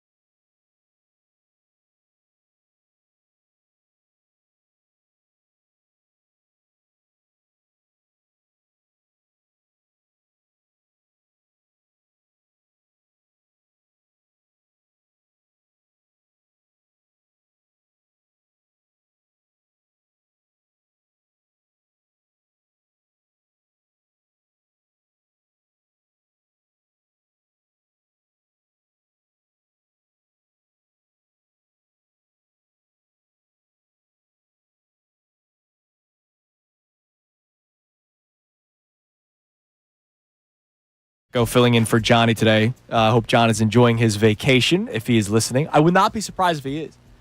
John sometimes lies when he says he checks out during vacation. Then I saw him tweeting actively about the Phillies this weekend, which I like. I like that he's active on social media during it. I hope he is listening. And maybe he's listening to us during his walk. I think he's in Avalon. Nice. So I hope he's enjoying his morning walk. I know he and Christina do the morning walk on the beach whenever they're on vacation, which, by the way, is that's a beautiful thing. The morning walk on the beach. It's not something that I think you cherish maybe at this age, but eventually you will. Like, if that makes sense. Like, I did it a couple times when my son was in the stroller, the morning walk on the beach. It was a beautiful thing. I like a nice morning jog on the boardwalk, too. When it's a little bit more empty. Nice. Yeah, see, I'm the kind of person, I enjoy my peace. So I do enjoy that. I value that. I value solo car rides with, silence. Silence. You and me are the same, man. We're putty. We could stare at the back of a seat in an airplane for however many hours the flight is and be just fine. And I'll have a damn good time, too. What do they call that? Damn good time. I don't know what they call it. I don't know what they call it. What is it? Yeah. I don't People know. Can help us out a little bit here. All right. Give me the power rankings of the Eagles' position groups. We don't have to go gunner on special teams or punter or holder. Like, I'll just give you two position groups right now that I think you should feel really good about if you're an Eagles fan. Quarterback. Sure. With Jalen Hurts, Tanner McKee, and, of course, Sam Howell. Yeah. But linebacker. There is sort of a linebacker revival here with the Philadelphia Eagles. This is probably the most well-rounded group that I can remember in recent years with Zach Bond, Jahad Campbell, Jeremiah Trotter Jr. By the way, Jeremiah Trotter Jr. had one of the better summers of any Eagles defensive player, and had he not been behind Jahad Campbell, he probably starts pretty much anywhere else. Smile Mondon Jr., the fifth-round pick out of Georgia, probably is a starter at some point in his NFL career, has some good coverage ability. And we haven't even gotten to Nakobe Dean yet. That's a really good by the way? What's the update on Nakobe Dean? And when he does come back, what's his role with this team? Well, we see him we saw him out there working every day before training camp, running, pulling sleds, doing whatever. As far as a timeline, we don't have that yet. But, I mean, he's getting to know Nakobe over the last few seasons. He attacks every rehab process and really positive mindset. I think sometimes that's even the hardest thing. It's hard to be positive when you're working your way back and you see everybody get ready for the season. But he's wired a little bit differently. Would not surprise me if he's back here at some point this season and can help the team. And I would imagine he would have a role. I think Bobby King, the Eagles linebackers coach, said it best. They don't do what they did last season defensively without 17. That's the way that he worded it. And he says he's pretty much like another coach on the field right now. And you have to know your stuff if you're going to go talk to Nakobe because he's so smart. I love that. All right, that's good to hear. So those are the two position groups where you feel most comfortable with. What about toward the bottom? If we were doing a power ranking, who would be the position groups toward the bottom of your confidence meter? Edge rusher would have to be at the top of the list. I was going to say offensive line, but they, the addition of Fred Johnson sort of poured a little cold water on that. But edge rusher is sort of an area to keep an eye on. I wouldn't be surprised if that's something that they look to address here at some point because on the surface it's not good enough. Right. You have two unknown entities, two of which I am very bullish on, and J-Lux Hunt and Nolan Smith. Seems like Vic Fangio feels good about them as well. But behind them, that's where you have the questions. Yep. Azeez Ojulari, thus far, hasn't quite panned out. He's had some moments, but they have been so infrequent that you saw him play 15 snaps in the preseason finale. Right. Josh Uche was working through an injury later in camp, didn't play in the finale. He's had a pretty consistent summer, but again, you're talking about an enigmatic player who has not been consistent for a extended period of time. 11.5 sacks, but you got to go back to 2022. And then there's the fifth edge rusher. They drafted Antoine Powell-Ryland in the 6th round. It wasn't until the final preseason game that he looked like Simeon Rice out there picking up a sack fumble, but he has been radio silent all summer. Patrick Johnson is largely a special teamer exclusively, I should say. He shows up every August and makes plays. I think he belongs on the team, but he really doesn't help you defensively. He doesn't factor in there. Agbo Okoronkwo is a veteran player who I could see on the practice squad, but as you can see, there's a lot of projecting even at the starting position at that group. Yeah, and look, the starting position, I try to say it as fair as possible because, I don't want people thinking I'm like hating on Nolan Smith or Jalix Hunt because I saw with my own eyes what they were able to accomplish the second half of the season, Nolan Smith, and the playoff run for Jalix Hunt. But it took until the second half of the season in the playoff run. Now, that's the most important time of the season for it to work out. You'd rather it be that instead of the opposite where you start off really hot and then you completely cool off. But they were rotational guys, and now all of a sudden, what's the snap count, you think? Like 60 to 70% for those guys on the edge? Jalix played 241 regular season snaps. Nolan Smith played 55% of the snaps, something like that. So what is it up to this year? Like you would think 60 to 70%, right? If those are the two guys, are they ready for that is something that I don't have that information for just yet. 65, 70% of the snaps. We don't know. We won't really know until you get a month into the season what they're all about in a larger sample size, right? I think Jalix Hunt can be a 7 to 9 sack a season player this year, but it's based off of what we've seen in training camp, what we saw at the end of last season, and his continuous growth. He's just made such a rapid progression in a short period of time. But again, it's a projection. Right. Nolan Smith, from November on, was on a tear. Hell yeah. If he's able to use that as a launching pad, you're going to have something there. And the Eagles seem pretty confident in both players. But you're sort of doing a little forecasting. So quarterback and linebacker were your top two. How far off or just out was wide receiver and running back for you? Running back wasn't far. Right. And nor was wide receiver. And even A.J. Dillon, by the way, is what I like about how they've constructed things, Andrew, is they have different skill sets that complement one another. Right. Whereas in-game, Will Shipley is the ideal complement. You're talking about a natural pass catcher, good quickness, home run hitting ability. Then if you need a closer, you have A.J. Dillon. If you need someone to fill in for Saquon Barkley and handle volume, he can do that. So they have a really good complement and balance there. And then wide receiver, of course, the addition to John Mechie. Jahan Dotson had one of the better summers of all the Eagles' offensive players. You and I have been all on the Jahan Dotson bandwagon. He looked really good this summer. I like that. That's full season of camp. Full training camp. Not being acquired in the middle of training camp like he was last year. The value of a full offseason. Hell yeah. All right, coming up next, reset today's topics. We'll check our text line on the Zach Wheeler discussion. Who is this Phillies team without Zach Wheeler? We have an overall fan question. What will be your vibe going into the season for the Philadelphia Eagles? Will you be more aggressive than a lot of you were the last time the Eagles won the Super Bowl? And also, I have a trivia game for Connor and Andrew because we had a historic moment this weekend. It's Kincade Salciunas, 97.5 The Fanatic. Now on 97.5 The Fanatic Sports Update. A busy Sunday for Howie. I'm Connor Thomas, and the Eagles, they had a busy Sunday. Not because they were playing a game. No, they were making trades. They made 3 separate trades as rosters get closer to being finalized. First, they traded a 5th and 7th round selection to the Vikings for quarterback Sam Howell. Then they brought back an old friend. Tackle Fred Johnson was acquired from Jacksonville for a 7th round pick. And finally, they rounded the day out by trading Darian Kennard to the Packers for a future 6th round pick. With roster cut down date tomorrow, we'll keep you updated on how the Eagles set their team up. The Phillies found out over the weekend that unfortunately Ace Zach Wheeler is done for the year due to his blood clot condition. Aaron Nola was asked about it. It's tough to lose him, especially if his caliber in this part of the season too. So it's tough for the team, the city, and the organization, but we're going to do our best to pick him up and go win as many more baseball games as possible, try to win the division. It's a big loss, but the Phillies did take 2 of 3 from the Nationals over the weekend, and now they've got a big-time matchup up at Citi Field with the New York Mets. 7:10 p.m. first pitch this evening. Christopher Sanchez faces Kodai Senga. We'll talk to Tim Kurkjian of ESPN coming up at 8:25. This update is brought to you by Rapid Radios. Their instant push-and-talk walkie-talkies with nationwide LTE coverage. For a limited time, get 60% off and free UPS shipping at rapidradios.com. Use code RADIO for an extra 5% off. I'm Connor Thomas on your home for the best birds coverage, 97.5 The Fanatic and 97.5thefanatic.com.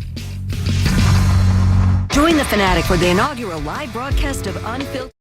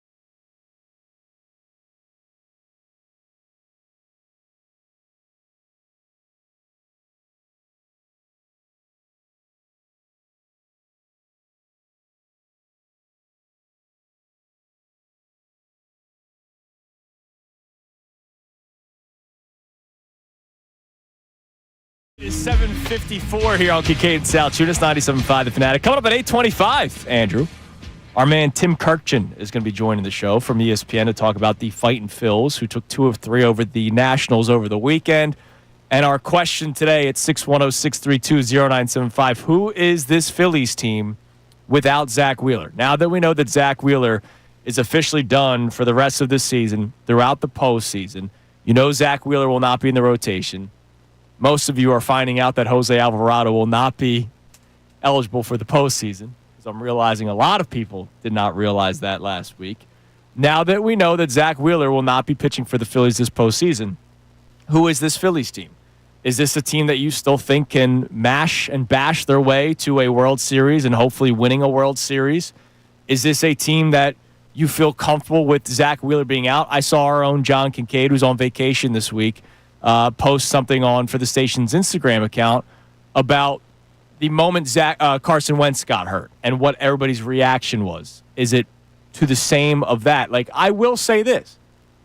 I still feel more confident in this Phillies team without Zach Wheeler than I did the day Carson Wentz got hurt. Yeah, it would be like if you had one starting pitcher that threw every game, like Right. it was like 1890, and then you lose that guy. Yeah, like when Carson Wentz got hurt, I thought the season was over. Like, I think a lot of people did. You're not alone in that. It took a team to rally around it, and a spectacular quarterback play from Nick Foles to make it happen. And also, to your point, a spectacular team, a great cultured team, like a team that they never lost it. Like, there was never a moment where they seemed to lose their confidence, even though some of the games were ugly, like that Christmas Day game against the Raiders. That was one of the toughest watches that I can remember. In recent years, yeah. Unbelievable. All right. What do we got on the text line? You can text in 610-632-0975. Also, our fandom question. When it comes to the Eagles, how aggressive of a fan will you be this season? Because in 2018, following Super Bowl 52, a lot of you became soft. And some of you thought that was for the better. And a lot of you thought this was the change. We have seen some teams feel the wrath of Philadelphia fans again. So we are kind of going back to our old ways, which I think holding people accountable is a good idea. Maybe we shouldn't be so crazy where we're getting in fights constantly. Those days are behind us. That's a beautiful thing. But I think giving standing ovations to guys that hurt your playoff chances is not really the best thing to do. But I'm curious, come week 1 against the Cowboys, how aggressive of a fan base will we be? What do we got on the text line? Our guy VT Ron is checking in this morning. Ronnie, what's up, man? Hey, fellas, I can't be complacent. I need to follow very closely how this team navigates the season coming off a Super Bowl win. I'm all in as far as being aggressive and going for the throat. Nothing better than to go back-to-back Super Bowl champs. There you go, Ron. And look, fired up. We don't know that. Nothing better. We don't know. We've never experienced it. I would like to be back-to-back Super Bowl champs. I would like to experience it. I would like to say that it was good to go into another season not on a honeymoon phase, which a lot of people did in 2018, including Howie, right? Like, this wasn't just a fan base conversation. Part of the reason why I've kept this same tune is because the Eagles have also told you that they're not doing it all over again. That was just what I was about to say. You could take solace in the fact that the team themselves, they're not basking in the glow of the Super Bowl. They're ready to move forward, and they're focused on the daily improvements, trying to get better and build something special. With this version, wherever that may take them, we're going to find out. But they're not worried about what's that far down the road. They're worried about what's going to happen that day and remaining present in the here and now. Right. Keep the main thing the main thing. Not to just revisit the Chauncey Gardner-Johnson trade all the time, but like that was one of those moments where they said, hey, we're not going to do what we did last time. When we won last time, we gave a lot of people a lot of contracts. We don't want to do that this time. We don't think we can do that this time. And I still think it's a questionable decision. We'll see how that safety position plays out. But Howie Roseman has told you that he's not doing it the same way they did last time. What else we got on the text line? All right, we have a check-in for Ben in Bucks County, and he talks about that question we had earlier about do you take it easier on teams when another team wins a championship? And he says the answer to that question is yes, but it's only if the Eagles win. It's not if any of the other teams win. So, like, if the Sixers were to win the NBA Finals, it would not make people easier on the Eagles, is his point. Right, but what about the Phillies and Flyers if the Sixers win? Like, if the Sixers win or if the Flyers win, does the other winter team feel a little bit less heat. Like, I think so. Do they get somewhat of a pass? I don't know. I don't do that. I could watch. I don't know that you can do that. Let's But say- you let's do say- whatever you want, but you got to keep raising the bar, right? Let's say they finally are both in the playoffs again, the Sixers and Flyers. Both. So April, right? We're tipping off and we're doing the puck drop. I could celebrate the Sixers winning game 1 and be angry about the Flyers losing game 1, or vice versa. Like, I don't. Yeah, but we're talking about championships here, like winning. That's on the road 2-1. Yeah, but let's say potentially. the Sixers win that's Game your 7 of the scenario. NBA Finals, and the next night it's Game 7 of the Stanley Cup Finals. I'll be hungover celebrating the Sixers championship on Broad Street, nude probably, and then the Flyers, if they lose Game 7 the next night, I'll be upset. Yeah, but remember, we're talking about an Eagles championship that was followed up by 2 seasons that were miserable, right? So I think if it's Game 7 back-to-back, that's a dramatic example where people will be on it. But I think if it's regular season versus a championship winner, I think there will be a drop-off. Okay. All right, you're listening to 97.5 The Fanatic, WPEN, HD1, Burlington, Philadelphia. A Beasley Media Group station broadcasting live from the Comcast Business Studio, powering possibilities. Bottom of the hour, Tim Kurkjian from ESPN will join us. Around 8:10 will be today's headlines with Connor Thomas. But right now, I have a trivia game for both of you. And we might have this game played out again later on this season. So Cal Raleigh hit his 49th home run of the season over the weekend, which is the most by a catcher in a single season. So Cal Raleigh, congratulations, 49 home runs and counting, most by a catcher in a single season ever. I want to go position by position, the most home runs hit in a season, and I want you to try to tell me who it is. Now, the reason why I say we may update this at some point is because I think Kyle Schwarber could very well reach the DH mark held by a player that you guys will have to try to guess. So we know that Cal Raleigh, 49 home runs, most in a single season and counting by a catcher. Do you guys know the answer for first base? There's so many good power-hitting first basemen. Is it Ever? This is the most in a single season ever by Right. a player at each position. Ryan Howard? No. Yeah, I was going to say, I don't think he got there. Come on, man. What? Pujols? Yeah. Man. What was the chase between two guys? Oh, Mark McGuire. Yes, Yeah, Mark I'm sorry. McGuire with 70. Ryan Howard never had 70. No, that's right. I forgot he played first. Second base might be a tough one. And it's recent. 2021. Wow. 2021. Got him paid, if I'm not mistaken. I want to see if he did it with the team that I was thinking he did it with in 2021. This player in 2021 did it with, with Toronto on a 1-year basis, and then he got paid by the Rangers. Marcus Semien. Correct. Nice. Yes, 45 home runs, most ever by a second baseman in a single season. Third base and shortstop is the same player. And that would be Alex Rodriguez? That is Yeah. correct. A-Rod with 54 at third base in 07, 57 in 02 at shortstop. Left field. Barry Bonds. Thank you. Center field. Should I get this easy? Yeah, is this an easy one? I question this. Why do you question this? So I'm reading. This, by the way, I want to give him credit. Sorry. Paul Hembakidis put this together. I need to see how many games this guy played at center field. Oh, you think it's a corner guy that's getting credit for center? Hold on. Let me double check here, because I'm always trying to be as fair as possible when we play games like this. Because in 2024, he did play 105 games at center field last year. Aaron Judge of the New York Yankees. Yeah. I think of Judge as right fielder. They flipped yeah, him over I mean- last year. Okay, yeah, because Soto went to right field. That's right. So Judge, your center fielder. Right field? You just talked about the first baseman, Oh, yeah. Sammy. Sammy. Yep. And then at DH, with 54 home runs back in 2006. Oh, 2006 is too far back. As a universal. Well. Universal DH started not too long ago. I'll just throw out Red Ortiz. Sox? I know it's not. Yeah, Red is Sox, it Ortiz? yeah. It's Ortiz. Poppy. Yeah, Okay. Poppy with 54 home runs in 2006. Now, the reason why I find this game interesting is because Kyle Schwarber is at 45 home runs. He could very well break David Ortiz's record as the most home runs in a single season by a DH or Ohtani, depending on how you consider Ohtani. I consider him as a DH because his pitching's not that good this year, despite people telling you he's the NL MVP and there's no debate. It's wild. We missed like the two easiest ones on the list, or two of like the three easiest ones on the list. Wow. With Sammy and Mark McGwire. I got him. Plus, I put you. Sorry. I did. Yeah, Andy's zoned in. I over put there. you guys on the spot, too. It's always tough. All right. What do we got on the text line? Give us one more text message at 610-632-0975 on any of our topics this morning. All right. So we're going to get into this a little bit later, but Mike from Phoenixville has already got his eyes on the Mets.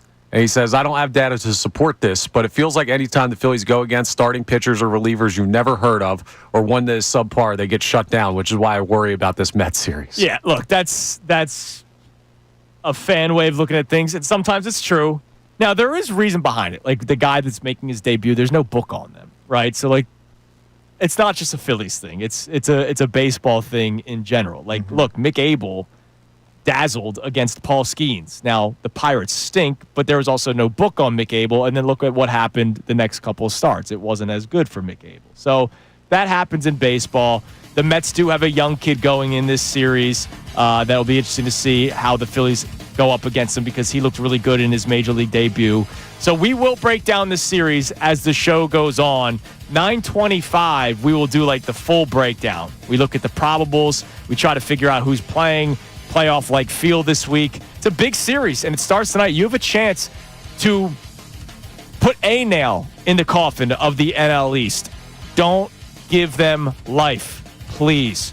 Coming up next is today's headlines with Connor Thomas. It is Kincade and Salciunas. Andrew Checo filling in for John Kincade today as John is on vacation. He'll be back next Tuesday here on 97.5 The Fanatic. Hey, everybody, it's Bill Colarulo, and there's a lot to get into today at 2 o'clock.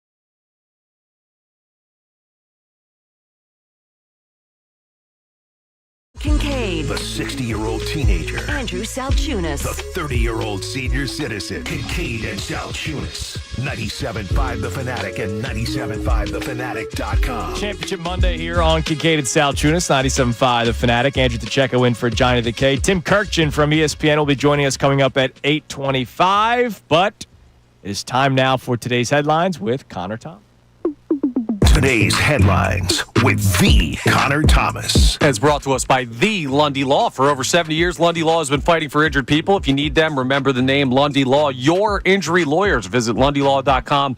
That's LundyLaw.com. Now, we're going to start with a former Philly here on Headlines, because if you guys were not all caught up on Miami Marlins baseball, Tyler Phillips is getting an opportunity to close for them.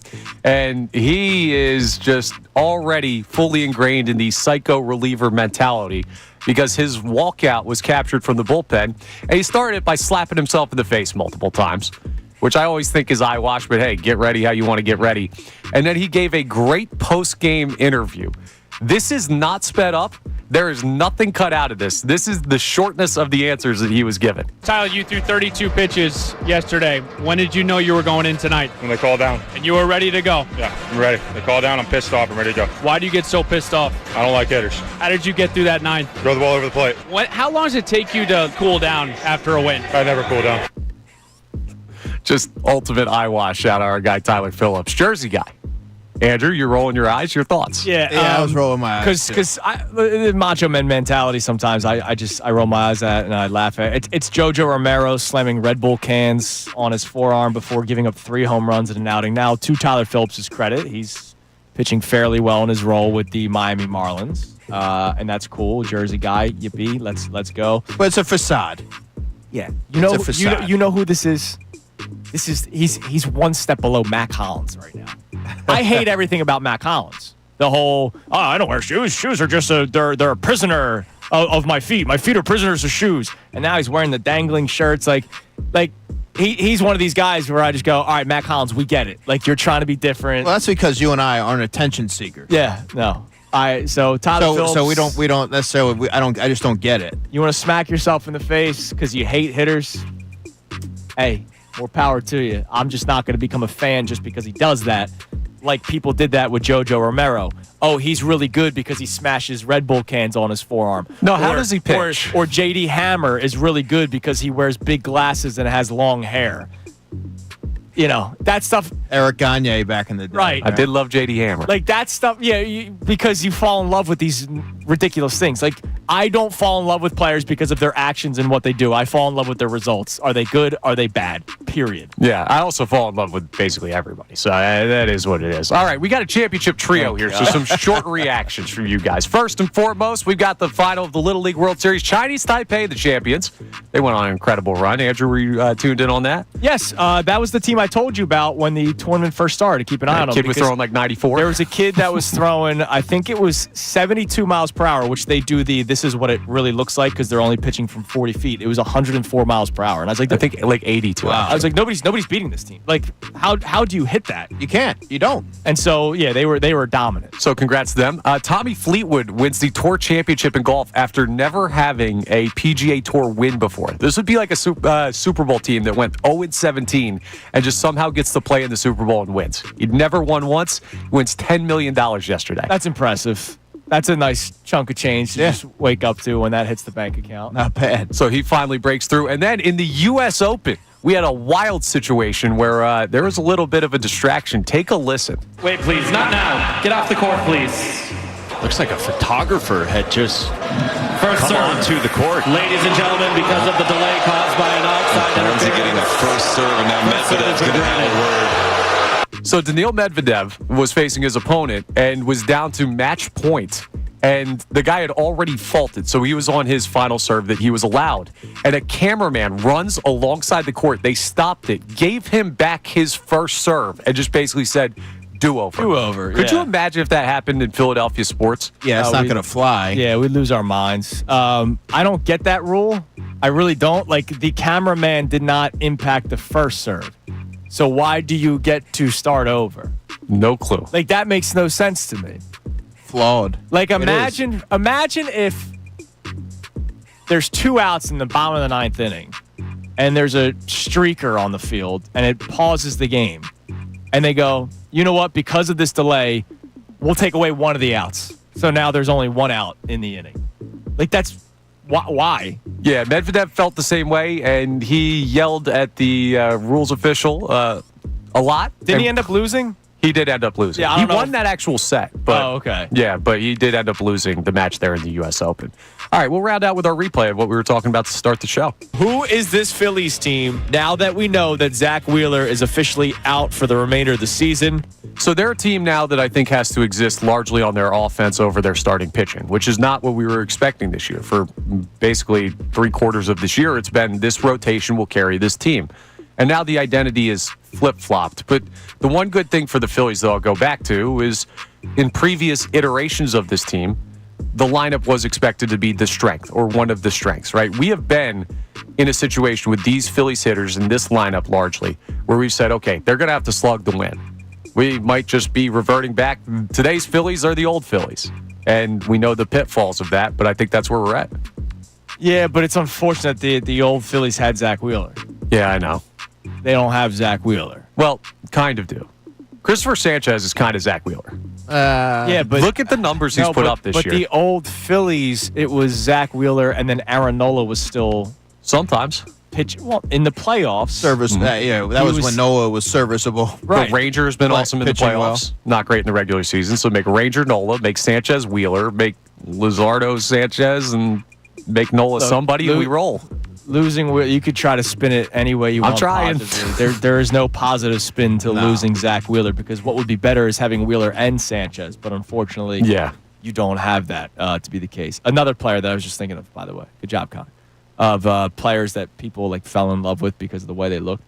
I still remember there was a caller once. Mike was doing afternoons at the time, and there was a caller that said to Mikey Miss, you know, I see a little Jason Worth and Travis Jankowski. Oh, my God. And it's like, okay, no, he has a long hair and a beard, but you don't see the same player, right? No, seriously, I do. The way he swings, it's like, no, you don't. Hey, World Series champion Travis Jankowski. That's true. With what's in the Rangers? Vance Worley was another guy with an interesting Vance was good, though, but he actually had a good year. Like, the Vanimal had a good first season, then it kind of fell off after that, but like, there are people that just fall in love with the way guys look, and like sometimes they're not good at all, or their actions, like smacking your face walking out of the pen. Now he's having a good season with the Marlins, Tyler Phillips, so good for him. Shout out Eustace. That dreck of a ball club. All right, coming up next from ESPN, our man Tim Kurkjian to talk about the fight in Phillies. He joins us next. It's Kincade Salciunas, Andrew DeCecco in for John today, 97.5 The Fanatic. Now on 97.5 The Fanatic Sports Update. The Eagles make some moves. I'm Connor Thomas, and the Birds were busy yesterday making 3 separate trades as rosters get closer to being finalized in the NFL. First off, they traded a 5th and a 7th rounder to the Vikings for quarterback Sam Howell. Then they brought back tackle Fred Johnson from Jacksonville for a 7th round pick. And finally, they traded Darian Kennard to the Packers for a future 6th round selection. So the roster cut down day tomorrow, the deadline at 4 p.m. We'll keep you updated on what the Birds are doing with their roster. The Phillies found out over the weekend that their roster is going to be a little bit lighter. Ace Zach Wheeler is done for the year due to that blood clot condition that he's dealing with. Aaron Nola was asked about the thoughts. It's tough to lose him, especially if his caliber in this part of the season too. So it's tough for the team and the city and the organization, but we're going to do our best to pick him up and go win as many more baseball games as possible, try to win the division. They did take 2 of 3 from the Nationals over the weekend and now can take another large step towards locking up that division. They play the Mets 3 games starting tonight in New York. 7:10 p.m. first pitch tonight. Christopher Sanchez faces Kodai Senga. We'll talk to Tim Kurkjian of ESPN coming up next. This update is brought to you by Rapid Radios. Their instant push-to-talk walkie-talkies with nationwide LTE coverage for a limited time. Get 60% off and free UPS shipping at rapidradios.com. Use code RADIO for an extra 5% off. I'm Connor Thomas on your home for the best Birds coverage, 97.5 The Fanatic and 97.5thefanatic.com. Hall of Fame sports writer Jason Stark. This has been a streaky team, a streaky offense.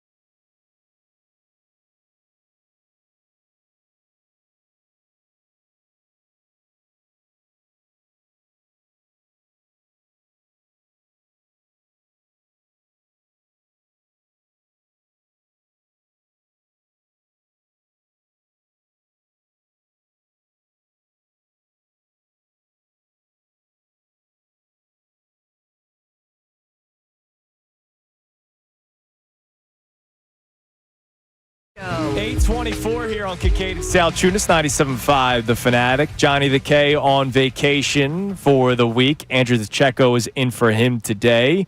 And joining us now on the Comcast Business Hotline, where every day in business is a big day. Let Comcast Business help you move forward with what's next. One of our favorites, does a great job covering Major League Baseball for ESPN, and, of course, has the great podcast, Is This a Great Game or What? With his son, Jeff Kurkjian. Joining us now on the Comcast Business Hotline is Papa, Tim Kurkjian. Tim, good morning. How are we doing today? Pop-up is good. We are gonna tape our podcast this morning as soon as Jeffrey gets off of work and as soon as I create some space. So that's what we do every Monday. Then we tape every Wednesday, 3 days a week. So much fun. Well, if he takes too long to get to you after work, just let me know. I can go down the hall and I'll tell him, let's go. Dad's waiting. No, we've got it all choreographed. Believe me, there's no minute to spare. It's a great podcast. Is This a Great Game or What? You can go to the website, greatgameorwhat.com. Now, the Phillies have been playing a couple of great games recently. The Phillies have won 2 of 3 against the Nationals. They swept the Seattle Mariners, which was a great series. But, of course, one of the big stories is the health of Zach Wheeler, and we now know that Zach Wheeler is done for this season, and we hope to see him again pitch in a Phillies uniform at some point down the road. One of our questions that we've been kicking around with the audience today is who this Phillies team is without Zach Wheeler. So I'm curious to get your answer on that, Tim. Well, they're certainly a lesser team without Zach Wheeler. That's obvious. He's one of the top 5, if not one of the top 3 pitchers in the game. His durability, his strength, his willingness to work deep into games makes him different than almost every pitcher out there. Having said that, the strength of this team is their starting pitching. And when you still have Ranger Suarez and Aaron Nola and, of course, Christopher Sanchez, you have a chance to do some really good stuff, even in the playoffs, without Zach Wheeler. But I think you could have made the case that the Phillies were going to enter October as maybe, well, along with the Brewers, the team to beat in the National League. I just don't think you can do that right now without Zach Wheeler. But this team is still really good, and once you get to October, anything's possible. But, boy, it was such a comfort having Zach Wheeler on the mound for Game 1, Game 5, Game 7, whatever you needed him, and now that's not going to happen.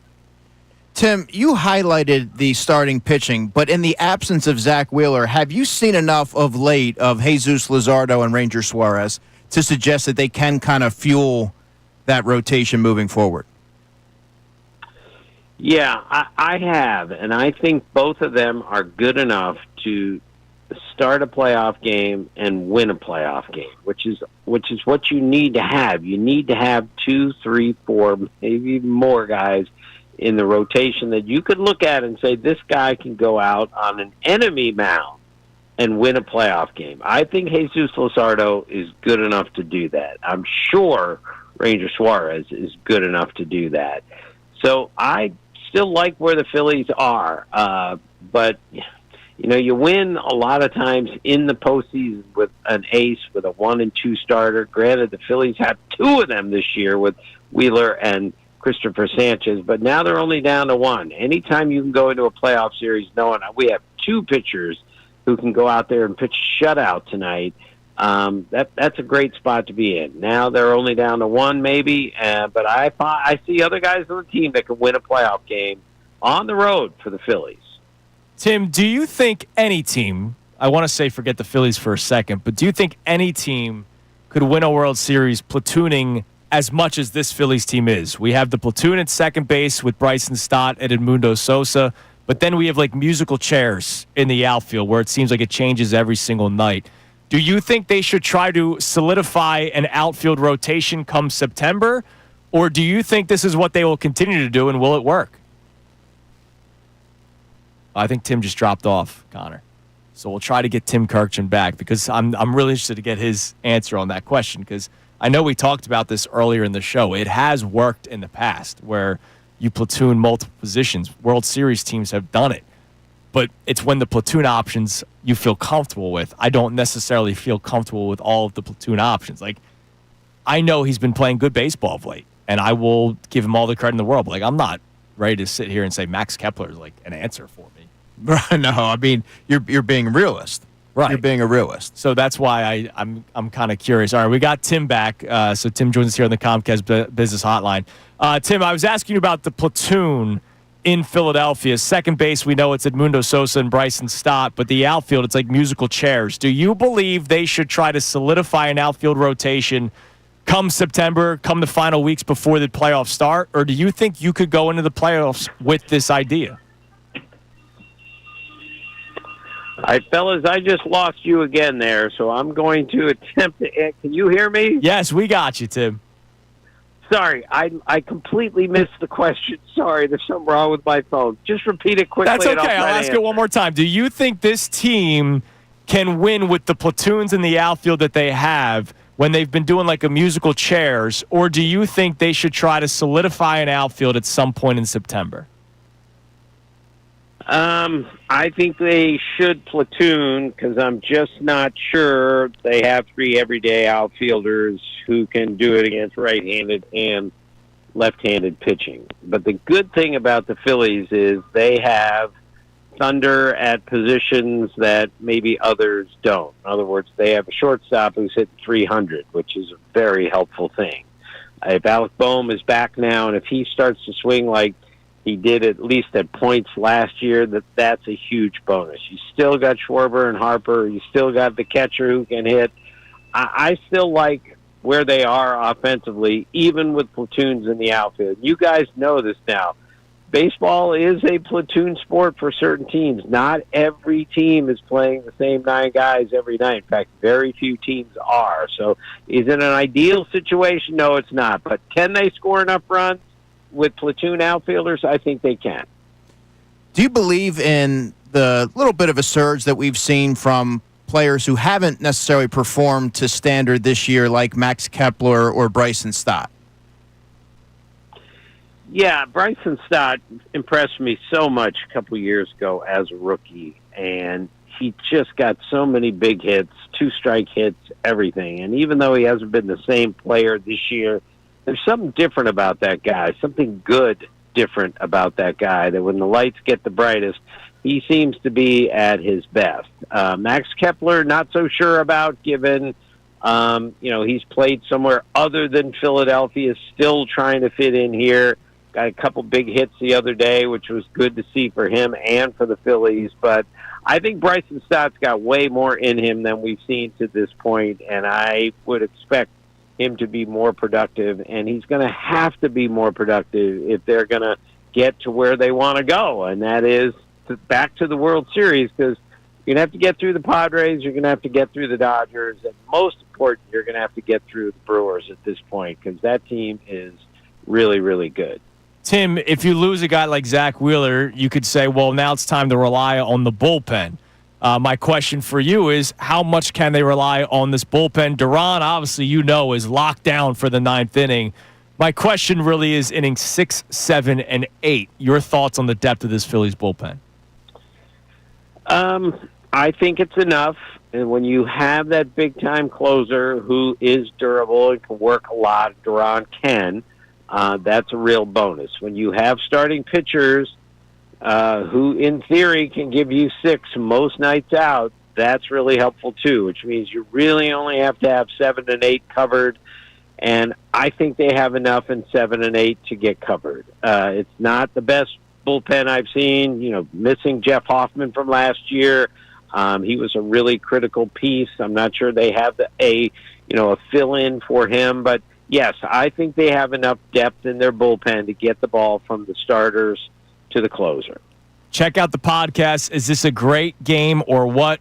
With Tim Kurkjian and his son Jeff. It's great. We love it. Enjoy taping it today. I'm sure that is something very special that you get to do with your son. It is. And thanks so much for having me. I'll talk to you soon. You're the best. Thanks, Tim. There's Tim Kurkjian on the Comcast Business Hotline. All right, I got 2 players for you to start scouting in college. Yeah. Jalen and Devin Dye. They play for Kansas. They're the children of Jermaine Dye. Ooh. How about that? Look at that. Former World Series champion with the Chicago White Sox. God, I feel older every day. I just saw a tweet from Jermaine Dye. I'm so blessed to be able to watch both my sons live out their dream of playing college football together at KU football. So you got to start scouting them. People are doing podcasts with their kids. People are doing, their kids are in college. Like, everyone's growing up so fast. Everybody's growing up so fast, believe it or not. Our own Haley is devastated that Sam Howell was born in 2000. Don't check when J.J. McCarthy was born. Yeah, don't look when I was born either. Yeah. How old are you? 1989. I think, 36, man. Still spry. Only as old as you feel. Come on, man. I'm weathered. I'm tired. It's football season, man. You can't be tired. All right, coming up next. So we talked about the rotation with Tim Kurkjian just now. I want to do something in the next segment. I want to give our 4 in order. Where we feel comfortable right now if the season started today, what would be our 4-man rotation? And I'm saying 4, assuming the Phillies can win a best of 3 or a best of 5. I wonder if we differ. I wonder if we're all on the same page. We'll find out next. It's Kincade and Salciunas. Andrew in for Johnny here on 97.5 The Fanatic. Now, a Birds Insider Update on 97.5 The Fanatic and 97.5thefanatic.com. I'm Connor Thomas, and normally we have some audio clips for you in these things, but because the Eagles did so much last night, a lot of stuff has changed for the Birds. They made 3 separate trades yesterday night as rosters get closer to being finalized in the NFL. Roster cutdown day is tomorrow. 4 p.m. is the deadline to have the 53-man rosters finalized, and the Birds were busy making that happen. First, they traded a 5th and a 7th-round pick to the Minnesota Vikings to acquire quarterback Sam Howell. That comes with some concerns over a Tanner McKee injury that could have him unavailable to start the year. Then they brought back tackle Fred Johnson, who, of course, was on last year's Super Bowl winning team. The 7th-round pick was traded to Jacksonville for him. And finally, they traded away Darian Kennard to the Green Bay Packers for a future 6th-round pick. So the Birds added to the quarterback room, the offensive line group, and then they added to the draft pick capital that they used a little bit to acquire those players. So Howie Roseman was busy, and folks, he may not be done because with time until the roster cut down, they could make additional moves. And once that's over, next day is the waiver claim period beginning, where you can add players that were not made on other rosters. So the Eagles roster is getting closer to being done, but with still over a week until week 1, we've got some other things to keep an eye on. We'll keep you updated on all that news as the offseason continues. I'm Connor Thomas on your home for the best Birds coverage, 97.5 The Fanatic and 97.5thefanatic.com. Ricky Bo, Bill Colarulo. Ricky, you really highlighted this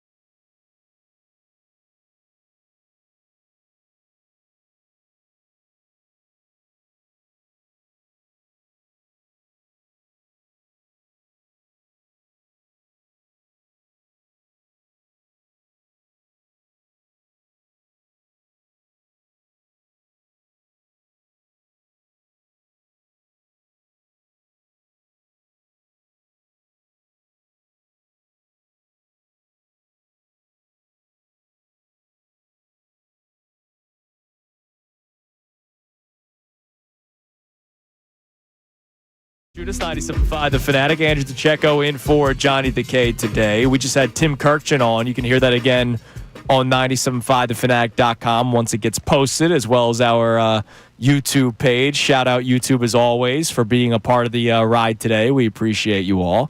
All right, so let's say the playoffs were starting tomorrow, and you had to line up your rotation.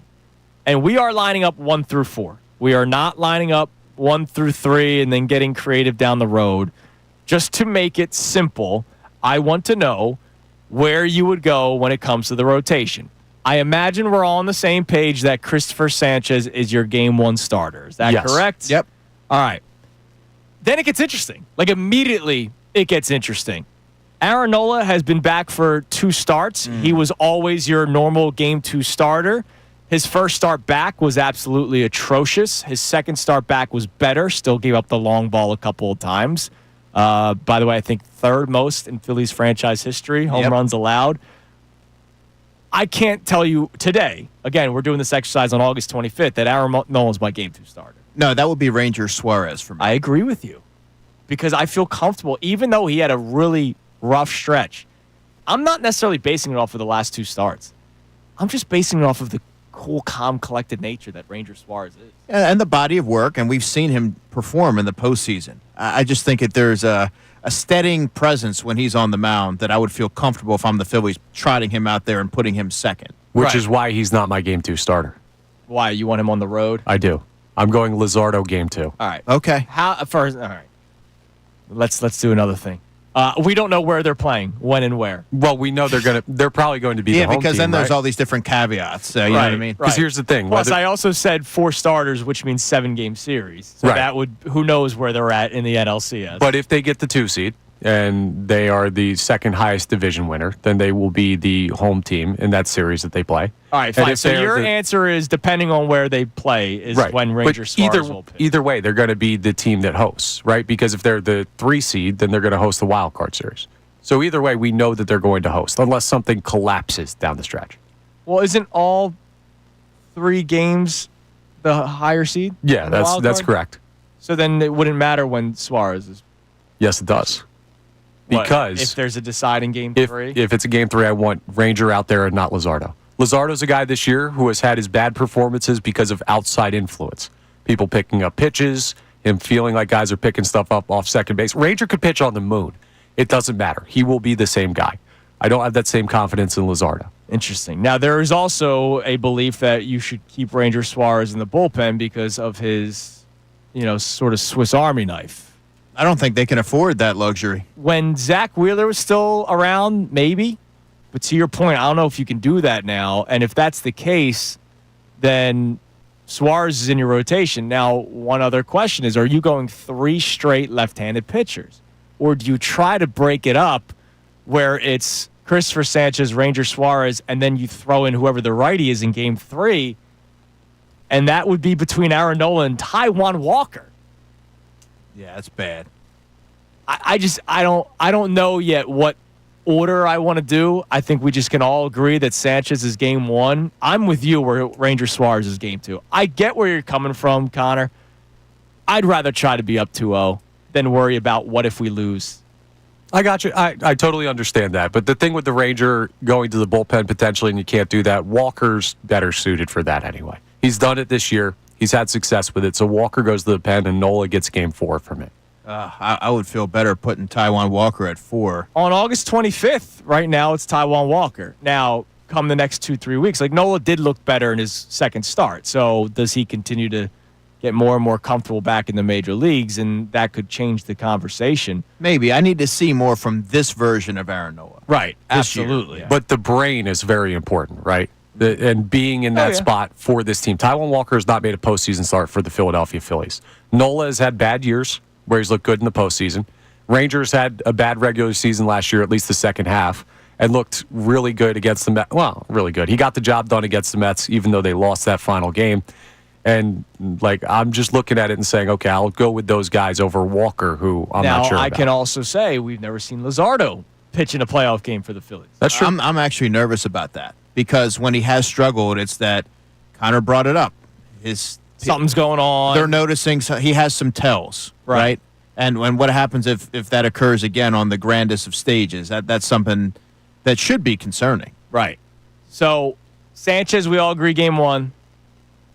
I'm with you with Suarez, game 2. I don't even think it's that much of a debate, but I can understand where Connor's coming from. Now, do you guys care about breaking up the left-right thing? I don't. Nah, I don't. You're just going better pitcher goes out. I don't think you have the luxury to do that. Yeah. Like, I think that's overthinking it. Zach Wheeler, it sucks, man. It does. It sucks. It was a major blow. All right, let's go to Matt in Newtown. Matt, you're on 97.5 The Fanatic. Come on now. There we go. What's up, Matt? How are you, sir? How you doing, man? A little concerned for something that most fans are probably going to say I'm stupid to say, but we're talking about a game 1 starter in Sanchez that has pitched 7 total October innings. And you're putting a lot on a guy who hasn't, and it's been like not the cleanest of 7 innings. So I'm a little leery to not put more on Ranger or Nola or guys who have proven it. All right, I get what you're saying. All right, I'm not going to attack you. I get what you're saying, but there is no way the consistent best pitcher on your team all season long would not be your game 1 starter because of the amount of innings they like. Imagine if the Pirates made the playoffs. Like Paul Skeens has never pitched in the playoffs. You know they're pitching Paul Skeens in game 1. Sure. Again, I'm just making it. It's not a guaranteed like Paul Skeens. You could go down 0-1 if you go off his playoff ERA. I mean, the last time I saw him was a messy 5 1/3 against Severino and here against New York. So it wasn't like it's the guy who can come in, be a dominating guy, and you walk out with a win. And that's the worry. Yeah, but he's the guy that I would feel most comfortable right now with this rotation that could go out there and do it. And thanks for the call, Matt. I get I don't think he's crazy for saying it. We have seen, man, let's go with the vet in this situation. We've seen that in sports, but there's nobody that's close to Christopher Sanchez right now. His body of work has been remarkable, and there's no reason. You know how silly it would look if they pulled back and they swapped him out for, I don't know, Ranger or because they've Nola done it before. Or Noah, look, prime example, Christopher Sanchez, up until the point of Zach Wheeler's injury, had a slightly better season, slightly. They would go with Zach Wheeler in game 1 probably for Matt's reasoning, right? Sure. He's the ace. Mm-hmm. He's done it before. You know he could do it in the playoffs. But now with Wheeler out, there's nobody that's close to Christopher Sanchez. It's not even close. It's a steep fall off between Sanchez to Luzardo, Sanchez to Suarez, Sanchez to Nola, Sanchez to Walker. All right, coming up next, as this show continues, we will reset what we've talked about so far. Also, I need to ask everyone a question about something that I just don't understand. It's sports related.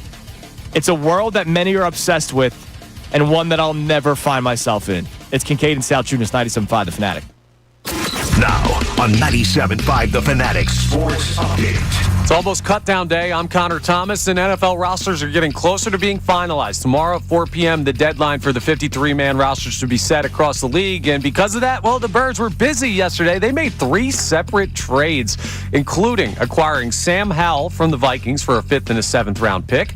Fred Johnson was brought back from Jacksonville for a 7th round pick, and Darian Kennard was sent to the Green Bay Packers for a future 6th round pick. So Howie Roseman is clearly manipulating the roster, as he always does, to try and make things work for the 53-man deadline. We'll keep you updated on that as that draws closer. The Phillies found out over the weekend that ace Zach Wheeler is done for the year due to his blood clot condition. One of the other long-tenured Phillies pitchers, Aaron Nola, was asked about it. It's tough to lose him, especially of his caliber and this part of the season too. So it's tough for the team, the city, and the organization, but we're going to do our best to pick him up and go win as many more baseball games as possible, try to win the division. They did take 2 of 3 from the Nationals over the weekend. Ranger Suarez threw very well yesterday, and tonight a huge series starts up in New York with the New York Mets. 7:10 p.m. first pitch. Christopher Sanchez faces Kodai Senga. This update is brought to you by Temple University Athletics. The 2025 Temple football season is here. Don't miss your chance to catch new head coach Casey Keeler and the Owls in action at Lincoln Financial Field. Get your tickets now at owlsticks.com. I'm Connor Thomas on your home for the best Birds coverage, 97.5 The Fanatic. Eagles head coach Nick Sirianni. All your confidence of things grow in practice, whether that's my confidence in a play. If I'm deciding to go for it on fourth down, am I confident in that the players that we're throwing it to and the play that's being called? Well, it's the same thing with practice when you put somebody out in the field. Are you confident with those players and, with the things that are being called to utilize those players? Philadelphia's best source for Birds coverage. 97.5 The Fanatic and 97.5thefanatic.com. Hey guys, Andrew. FanDuel Futures Day is tomorrow. My God, have I been excited for this. It's a new holiday for football fans. 24 hours of deals on all of your football season predictions. So take a flyer on the MVP race. I would not bet anybody who isn't a quarterback. That's the way that the world works these days, unfortunately. So why not look at maybe a Lamar Jackson? Crown your champion in August. You know I'm going to take the Eagles to win the Super Bowl. If you want to go NFC, AFC, Eagles, NFC, Ravens, AFC. Or, as I do every single year, parlay your division winners. You can go all 8, or you can pick like the 5 that you feel most comfortable with. Mark your calendars. This is your day for your hunches, your hot takes, your calls, and your odds. Visit the FanDuel app today and start planning your futures bets now. Because Futures Day is one day and one day only. It's tomorrow. FanDuel, play your game. 21 plus and present in Pennsylvania. Gambling problem? Call 1-800-GAMBLER. Big news for growing families in Philadelphia. Starting at 8 a.m. on Wednesday, September 3rd, all new baby deliveries at Temple University Hospital are moving to Temple Women and Families Hospital at Wyoming and Castor Avenues. If you're expecting, make sure to go to Temple Women and Families Hospital at Wyoming and Castor Avenues for your birth starting September 3rd. Learn more at templehealth.org. Injured, slip and fall, car crash, or work injury? Don't settle for less. You deserve a payday. With over 40 years of fighting and winning, Rand and Mike Spear, the accident lawyers, know what it takes to get you a big cash settlement. Don't delay getting proper treatment. Don't risk your settlement. Payday starts with one call. Demand Rand. 1-800-90-LEGAL. That's 1-800-90-LEGAL. Skip the candlelight pasta and do date night differently. F1 Arcade is part upscale bar, part off-the-track racing experience. You and your date can grab craft cocktails, order shareable plates, and then hop into a simulator and see who really drives the relationship. Fast tracks, good vibes, and even better company? Win or lose, you're both in for an unforgettable night. Visit F1 Arcade, located at 1330 Chestnut Street in Center City, or book your experience now at f1arcade.com.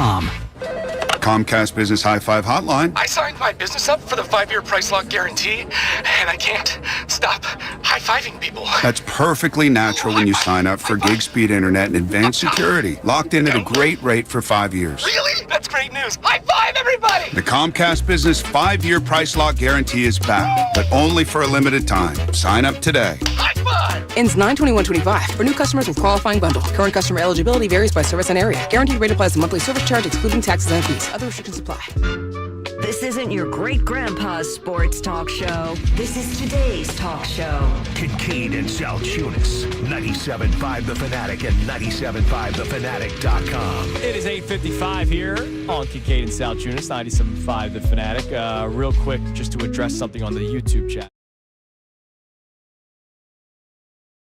Jackson. Luzardo pitched against the Phillies or the Marlins. Yes, I was saying for the Phillies. Right. It's different when you have the actual expectations as opposed to throwing in a wild card series where you know you're going to get pumped. Yeah. And look, he was okay until an inning kind of unraveled, which we have seen that with Luzardo this year. All right, couple of things. We'll get back to our text messages and reset the show and everything. First off, I sent my wife the most random text in the world for a non-sports fan yesterday. I said to her, hey, I want to go to Iowa next summer. Which, if you have no idea why I would send that text, that would be probably the most random text that you could have received just sitting at home. What'd she say? Best of luck? She said, why? And I said, what, you've never thought about going to Iowa for fun? And she said, the only thing about Iowa I know about is potatoes. Some people would say it's heaven. Some would say it's heaven. The Phillies according to numerous reports, Matt Gelba of The Athletic, Bob Nightingale of USA Today, the Phillies will be playing the Twins in the Field of Dream games next year. That's pretty cool. August of 2026. I want to be there. Now, this is big for your boy. It's a family matchup, which means I might have a chance to get the paid family vacation. Oh, that's nice. a good point. Yeah. My mom will want to be there. Now, I will make every attempt to try to get there. Like, that's something that I want to see. And I'll probably spend 24 hours in Iowa and say, all right, I've spent enough time in Iowa, respectfully. You've been there, yeah. You know?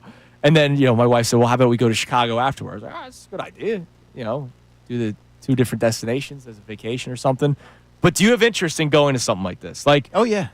I don't typically care about, like, events like this. Like, I didn't care about the NASCAR series when the Braves played in it. Like, that was a mess. I don't care. I hate the Winter Classic. Like, I actually despise the Winter Classic because I think it's odd when the ice is melting outside, and I find it odd when goaltenders, depending on the time of day, have sun setting in front of their eyes, and they're trying to save pucks from going into the net. So I'm anti-Winter Classic, and I don't really get the shots of a ballpark because you're only looking at the ice. But going to these events, I understand why that would be cool. This is one where I would want to go. Yeah, just because I love baseball. I grew up playing it. Yeah. It's America's pastime. I think seeing it in that situation and those circumstances would be cool. But, I mean, full disclosure, I'm also somebody who would go to Iowa just because I've never been there. I would go there by myself to experience a new place. Sure. So, I mean, I think that in itself would be cool for me. And apparently they're going to play back-to-back years. Some of the reports said 26 and 27. Phillies-Mets, same 2 teams, which I find kind of strange. But you said Phil's Twins the first time. Sorry, Phil's Twins both times. I was thinking I was reading Phil's-Mets because of the London thing. Phil's Twins, it could be twice, back-to-back years. That'd be weird because there's not like a rivalry there or anything. That feels like a strange pick. I don't know why it's Phillies Twins, but whatever. But this is cool. This is something that I would want to go to. Now, if my memory is correct, it's hard as hell to get tickets. I would imagine so. Because you have to be like a resident of Iowa. They did that the first time to get the tickets. Looks like I'm moving. And then I think you can sell them on a secondary market. But, like, you can't be, at least the first time. Maybe they've changed it up. But the first time, remember when the White Sox played Tim Anderson at the home run and the fireworks were going off in the cornfield? Yeah. The coolest shots ever. It was residents only were able to attend. I don't know why. Do you not want people coming in from out of town? Like, is Iowa like a state that says, like, no? This kind of reminds me of Blue Mountain State when they had that final game. You know what I'm talking about? I know exactly what you're talking about. Like through the cornfield, yeah. Love that. All right, you're listening to 97.5 The Fanatic, WPEN, HD1 Burlington, Philadelphia, AB's Limit Group Station, broadcasting live from the Comcast Business Studio, powering possibilities. The other thing I wanted to bring up, a world that I'll never get into. Are you guys, like, fans of baseball cards, football cards, basketball cards, hockey cards? Nah, when I was a kid. Yeah, even when I was a kid, it never really intrigued me all that much. I had Pokemon cards more than I had like baseball cards. Yeah, I think I probably did as well. You guys are also a little bit younger than I. Yeah, that may be part of it.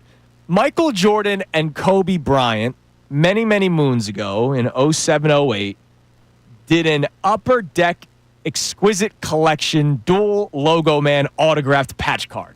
Is that a long enough title for you? Did an Upper Deck and then you stopped and I just kept going. The longest title in the world for a card. I don't even think that can fit on the sports card itself. Yeah, wow. So they're both on it, and they both signed it. So that's pretty freaking cool, being able to have a basketball card signed by both Michael Jordan and Kobe Bryant. Like, that's cool. And if it's got the patch, that probably means it's a piece of game-worn jersey from each of them, too. Yes, I think it was. It sold on Sunday for $12.9 million. What do you do with that? Like, if you're the guy that bought it, you just try to flip it for more money. Is that all it is? Like, I know that the reason why I bring it up is the sports card game has blown up in recent years. I don't know why the market all of a sudden blew up, but it has. Like Matt Strom has his own show on NBC Sports Philadelphia. Our old buddy Josh, who used to work here at the station, like that was his gig before coming here. And I think he's doing that now again in Florida. Yeah, where he does a live show opening up packs of cards, and he's making a living off of it. Not off of the cards itself, flipping them and selling them. He is being paid by an employer to be behind a microphone talking for a living, opening up cards. Like, there are diehards who, you ask, what would they do with it? Well, they just want to have it. They want to display it. And they want to say that I own card 1 out of 1. Right. You know? But it wouldn't do anything for me ever. Do you sit there at night with a glass of bourbon and stare at it and sip it? No, or do you have parties every day so you could say, come see this card that I paid $13 million for? No, I think it's like stocks, dude. It really is, where you buy it and you hope the value increases, and then you try and flip it for more money than what you sold it for. It's very similar to that. Also, if you're spending $12+ million on that money's not really an object. Yeah, you have the money, clearly. I don't understand why a card is worth $13 million. Like, I don't. Why is anything worth anything? Because people have assumed the value of the product. I guess. That broke the record of the Mickey Mantle 1952 Topps card, which sold back in August of 2022 for $12.6 million. And I don't even know about how you go about authenticating it. Oh, you gotta pay people that authenticate it. I've heard all about this in the card game, where you actually have to pay money. Sometimes you end up paying more money than what the card's actually worth. You thought you got a card that's worth something, and then it wasn't. Yeah, you send it into an appraiser. They give it the grading scale of whatever, 10 mint is the top or whatever it is, and then you get it back. But I think it costs like $60, $70 to send it out and get it back to get it appraised. But if that card ends up being like not good enough condition or something you didn't think it was, $5 card and you just spent $60, yeah, because $70. you paid for the appraisal. You paid for it up front. What if they didn't sign it? Right, exactly. How do you prove well, that's that? a good point. That is a good point.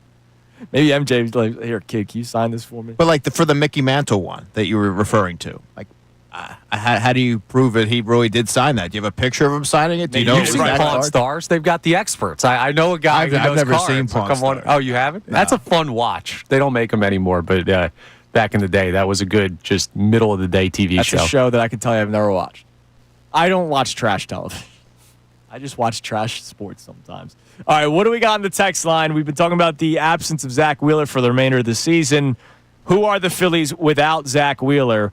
And who are you as an Eagles fan this year? Will you be as aggressive as we normally are? Or are you going to take a page out of 2018 where a lot of you had the honeymoon phase following the last time the Eagles won the Super Bowl? I believe it's different this time. I laid it out earlier in the show because we feel more confident in this roster, but also there have been more questions about training camp than last time. What do we got on the text line, Connor? So we have a lot of people chiming in on our conversation about the playoff rotation. So Rye from South Jersey checks in, says Sanchez game 1, Suarez game 2, Nola game 3, Luzardo game 4. Can't go 3 lefties in a row, and Nola has the playoff experience. What if Nola's not good? That's my concern, personally. We're asking this as of August 25th. I've seen 2 starts, and one of them was horrible. And he was throwing 87 miles per hour up in the zone.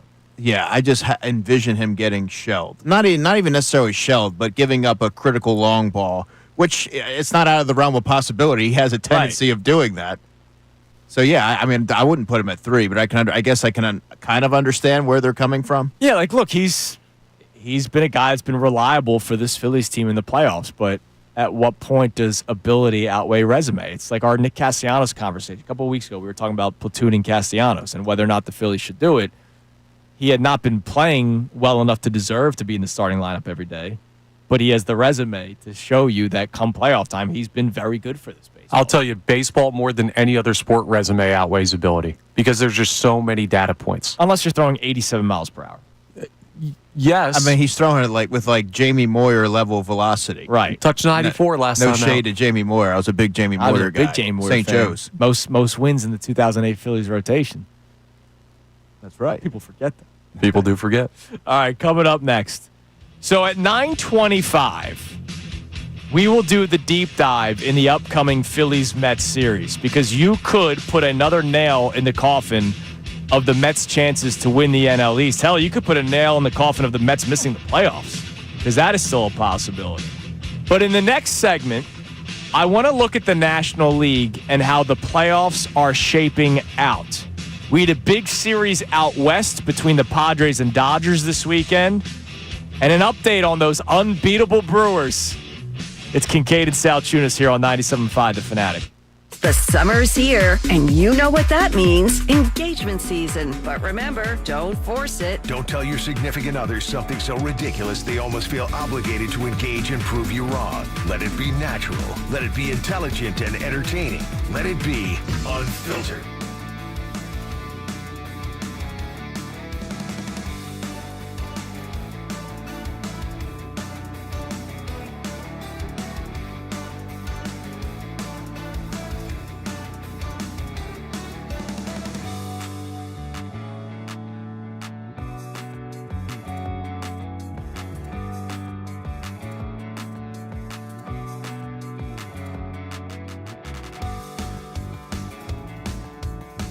I want to start with the biggest positive development, biggest surprise. Because I guess surprise can also go negative, but I have disappointment coming up. So your biggest surprise in a positive light. I have a few. All right. Hit me with two of them. Positive surprise, Darius Cooper, the rookie wide receiver out of Tarleton State. He was sort of buried and an afterthought when the Eagles announced their undrafted rookie free agent class. Every single day he made a play, and the moment was never too big for him. He definitely proved that he belonged. And it wasn't just the splash plays. He was consistent. And for an undrafted rookie, you see those every year. Every team has them. He can play. And I do believe that he's going to make this roster. He's going to make the 53. If you had to look at that wide receiver room right now, who's in the 53? I would say, obviously, A.J., Devontae, Jahan, John Mechie. We'll have to wait and see about Johnny Wilson, so I'm going to take him out of this equation for now.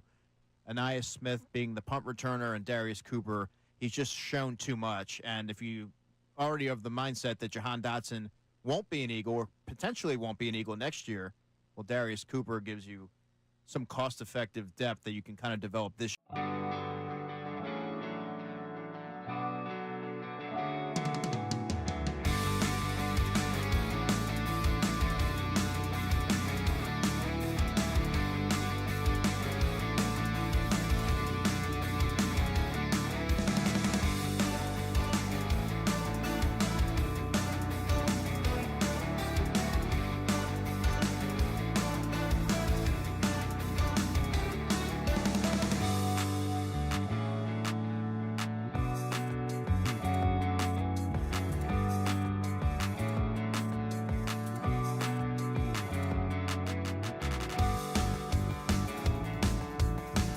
Not underestimate how good JT has been. Since June 9th, he has the best batting average of any player in the National League, any of them. The thing I've noticed is these pitchers, Zach Wheeler in particular, they go out of their way to talk about how important he is, how valuable he is. Why is that? They're trying to send a message that they need him back. He's going to say, why should I take a pay cut? I think it's safe to say Kyle Schwarber's contract needle isn't pointing down. So this is going to be a lot more expensive to keep them both. The one thing about JT is he'll be 35 next opening day. You know how many catchers in this century have started 125 games in the season at age 35 or older? It's one. Jorge Posada. Wow. Started 127. That was 10 years ago. Again, I think that points to a shorter deal for JT, but even if it's short, he's going to want to get paid. Are the Phillies going to be able to afford, say, $45 million to re-sign JT and Kyle Schwarber per year? I mean, they're going to free up some money with Ranger and Kepler and Romano and Joe Ross and Alvarado if they don't pick up his option. But I think you're asking me, can they afford to sign both? You should really be asking John Middleton. It's his call.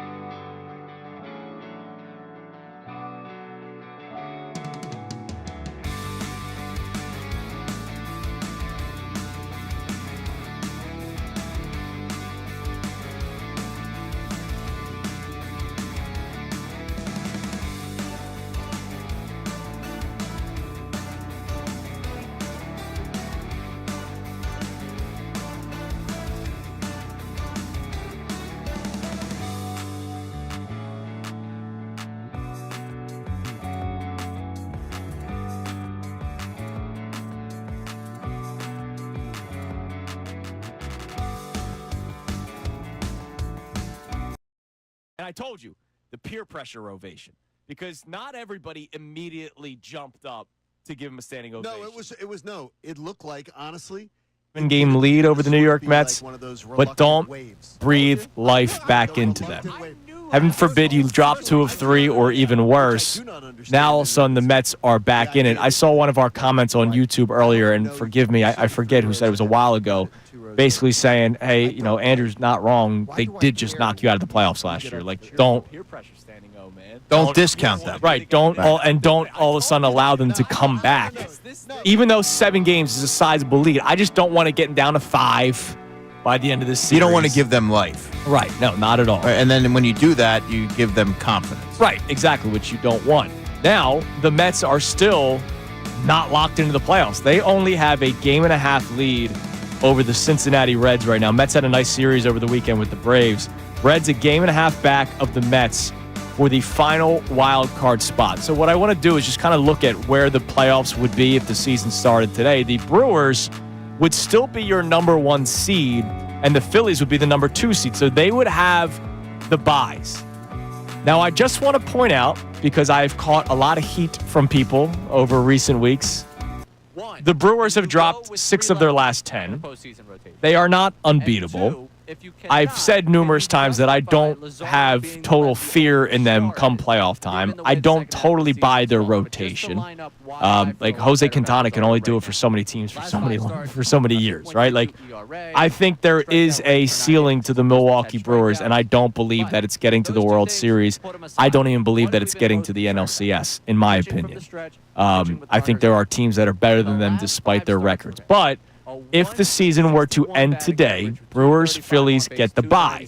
Now, the Dodgers and Padres are tied record-wise. I don't know off the top of my head who has the head-to-head. I don't either. Because they're both 74 and 57. Your wild card teams are the Cubs, Mets, and then whoever is, not in first place of the NL West between the Dodgers and Padres. So let's just go with the Dodgers being on top. So if the Brewers and Phillies were to have the byes right now, the Dodgers would be playing the Mets in the first round of the playoffs, and the Cubbies would be playing the Padres. I think Padres win that series. Yeah, so do I. No problem. Even if that series is in Chicago, I think the Padres win that series. I don't believe the Mets would upset the Dodgers. That would be like slaying Goliath. Yeah, I don't know if they're ready for that. I just don't see it. And so now your final 4 teams in the National League would be the Brewers because of the bye, the Phillies because of the bye, and then the Dodgers and Padres for winning their series. Now the question is, can the Phillies beat the Dodgers or the Padres in a 5-game series? Depends on what version of the Phillies show up. Right. Because if that happens to be the series where the bats go cold, because it's happened frequently throughout this season, I mean, you're going to have the same end to that movie that you had the last 2 years. Right, which we do not want to see. Also, Dodgers have the tiebreaker over the Padres right now. So, yeah. So if it's Phillies-Padres, like, Connor, you're much more confident than I am. Yes. I fear the Padres. The Padres, I think, are the team I fear the most, honestly. Even with the Dodgers being the Dodgers. When I see that bullpen freaks me out. I understand. There were 2 teams that I thought solidified their chances with their bullpen additions, Padres and Mets. Mets, it's clearly not worked for them. Padres, it has. And I know the Padres lost the series against the Dodgers 2 weekends ago. They bounced back and won the series this time against the Dodgers, which is why I didn't overreact after that weekend series. Padres are a really good baseball team, and they probably scare me the most out of any National League team. Something weird about the Phillies, though, this year, and it hasn't been a full season trend, but more often than not, they've been really good at hitting bullpens. It started basically from jump, and they've seen some bad bullpens at points that have led to those numbers being higher, but they seem to put together good at-bats against one-inning guys. I don't know what it is about this team, but they feel like they put together good approaches against guys that are just coming in for certain situations. Maybe a lot of that is they have a couple of guys that you just can't counter. Like Schwarber, you can't throw a lefty against because he hit lefties. Sure. Harper, throwing a lefty against him, he's still Bryce Harper, and Turner hits everybody. So that top part of the lineup is still pretty dangerous even if you get matchups. All right. That's 1, 2, and 3. Well, What about 4, 5, and 6? We're living with what we got, or baby. 7, 8, and 9, or 5, 6, 7, or depending on how the order plays out. It's no guarantee that in the 8th or 9th innings you have 1, 2, 3 starting an inning. I don't know. But the Padres are the team that kind of freaked me out the most. And so we'll see how these playoffs shape up and how it ends up breaking down. We'll see if the Phillies even finish with one of the byes. I mean, right now, again, they only have a 2-game lead, technically 3, because they have the head-to-head with both the Dodgers and the Padres. So the Phillies technically have a 3-game lead right now for that second bye. And they're 5 back of the Brewers. I still think they can catch the Brewers. I do. I don't buy the Brewers all that. Yeah, but do you think the Phillies can be consistent enough to really make that push? Yeah, that's probably the biggest question. And no, I don't believe that they're going to be that consistent. I mean, they're hot right now. The Phillies are red hot. 7 of their last 10 they've won. You're banking on a lot of players maintaining what they're doing right now. Right. And I don't know if that is sustainable. And they've had a manageable stretch of schedule, the Phillies have. They get a tougher schedule in September. They play some tough teams down the stretch. Right, they do. By the way, don't write off the Cubbies still. I know everybody, the Brewers are the greatest team in the history of Major League Baseball. The Cubs have now won 8 of their last 10. They're now 5 back of Milwaukee. A team that was in first. The Cubs were in first place like the entire season up until the All-Star break. And then the Brewers got red hot. Right, they're winning 12 games in a row, giving out free hamburgers and all that kind of stuff. The Cubs have woken up a little bit, and they're now just 5 back of the Brewers for first place at the NL Central. So that division's not necessarily over. Phillies could put in another nail in the coffin this week. Dodgers, Padres, I believe, will go down to the wire. Brewers, Cubs, I believe, will go down to the wire. That Phillies-Mets series, we preview that coming up next because it is a big one. And it starts tonight. This is a lock-in piece, Monday, Tuesday, Wednesday. It's Kincade and Salciunas. Andrew DeCecco in for John today, 97.5 The Fanatic. Now on 97.5 The Fanatic Sports Update. A busy day for the Birds. I'm Connor Thomas, and Sunday was a busy day for the Eagles. Not how it's going to be in a couple weeks when the actual season gets going and they start playing on Sundays, but because of some trades. 3 separate moves made yesterday by Howie Roseman and the Birds. First, they traded a 5th and a 7th rounder to the Vikings for quarterback Sam Howell. Then they brought back tackle Fred Johnson from Jacksonville for a 7th round pick. And finally, they moved Darian Kennard to the Packers for a future 6th. Roster cutdown day is tomorrow. Deadline's at 4 p.m. for 53-man rosters to be set, so we'll keep you updated. The Phillies found out over the weekend that ace Zach Wheeler is done for the year due to his blood clot condition. Aaron Nola was asked about it. It's tough to lose him, especially at his caliber and this part of the season, too. So it's tough for the team, the city, and the organization, but we're going to do our best to pick him up and go win as many more baseball games as possible, try to win the division. And the season still has to continue. The Phils have been playing hot baseball lately, though. They took 2 or 3 from the Nats over the weekend. Ranger Suarez with a gem yesterday. And tonight, they take on the Mets up at Citi Field with big NL East implications. First pitch is at 7:10 this evening. Christopher Sanchez faces Kodai Senga. This update is brought to you by Mattress Firm. Need better sleep? Upgrade to a premium bed now and get the rest you deserve at Mattress Firm's best sale of the year. They make sleep easy. I'm Connor Thomas on your home for the best Birds coverage, 97.5 The Fanatic and 97.5thefanatic.com. Andrew DeCecco, The Fanatic's Birds Insight.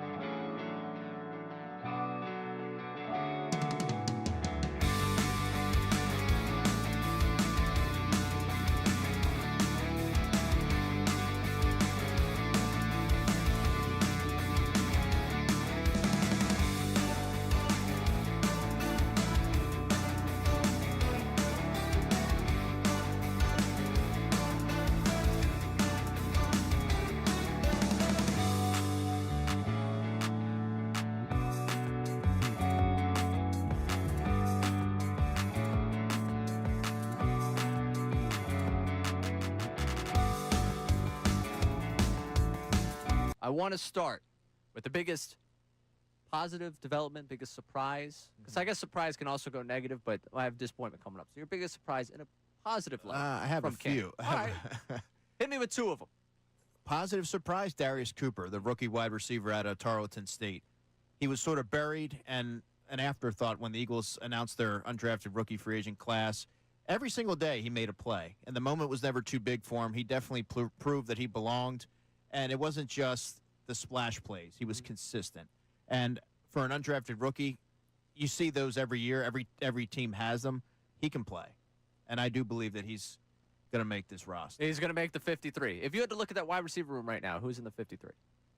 I would say, obviously, AJ, Devontae, Jahan, John Mechie. We'll have to wait and see about Johnny Wilson, so I'm going to take him out of this equation for now.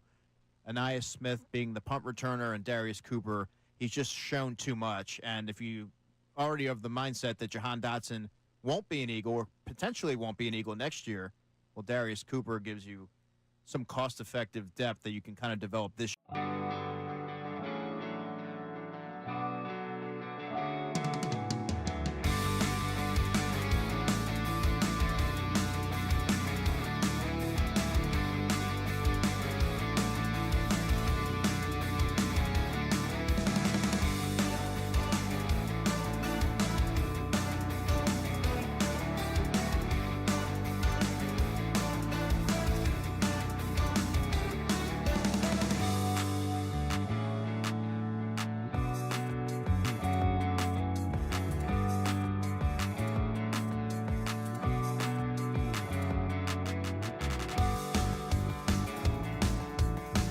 Not underestimate how good JT has been.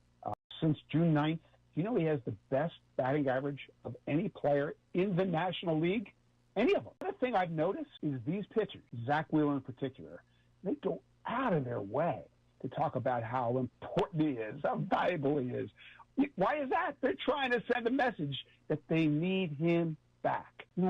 He's going to say, why should I take a pay cut? I think it's safe to say Kyle Schwarber's contract needle isn't pointing down.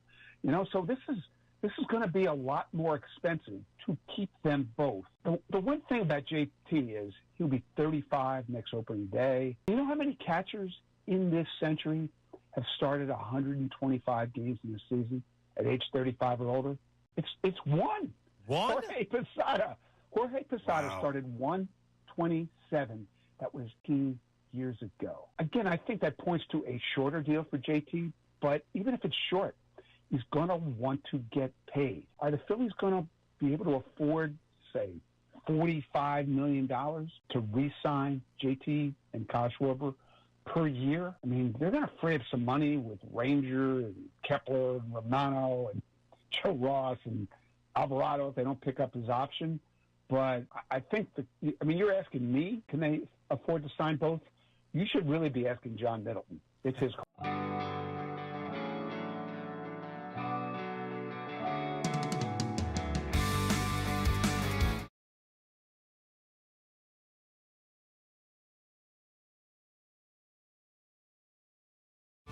Sustained over the weekend.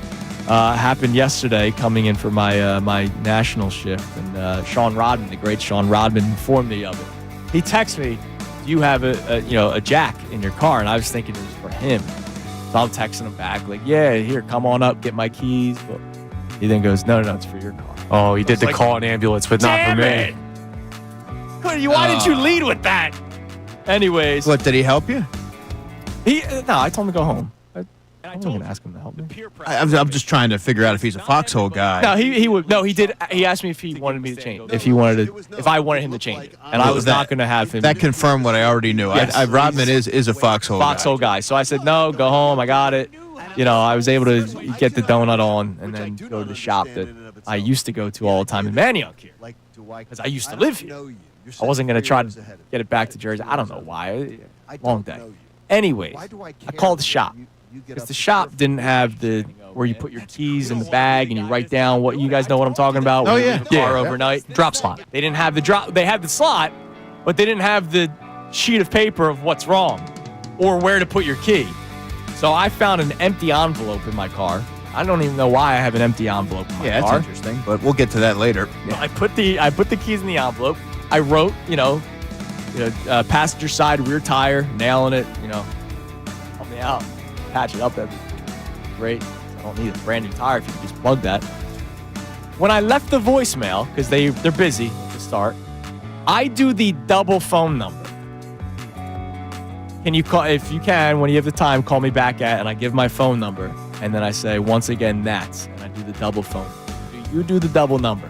Or in a world where today we probably don't need to do number leave backs anymore because everything's digital. You see the number.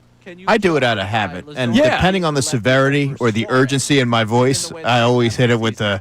Once again, that's blah blah blah. You know what I mean? I just don't know like whose systems are up to date. Yeah, you always got to do that. Listen, I used to do telephone sales before I got into this. I was point. always the double number guy. Like always, and I think again, as Andrew says, it's habit. Like it's what we used to always. It's what you used to have to do. Now I picture Connor like in the movie Boiler Room, sitting there making phone calls all day. Pull right there. Yeah, I wouldn't have cut it in the boiler room. That's why I'm here now. Yes, damn right, man.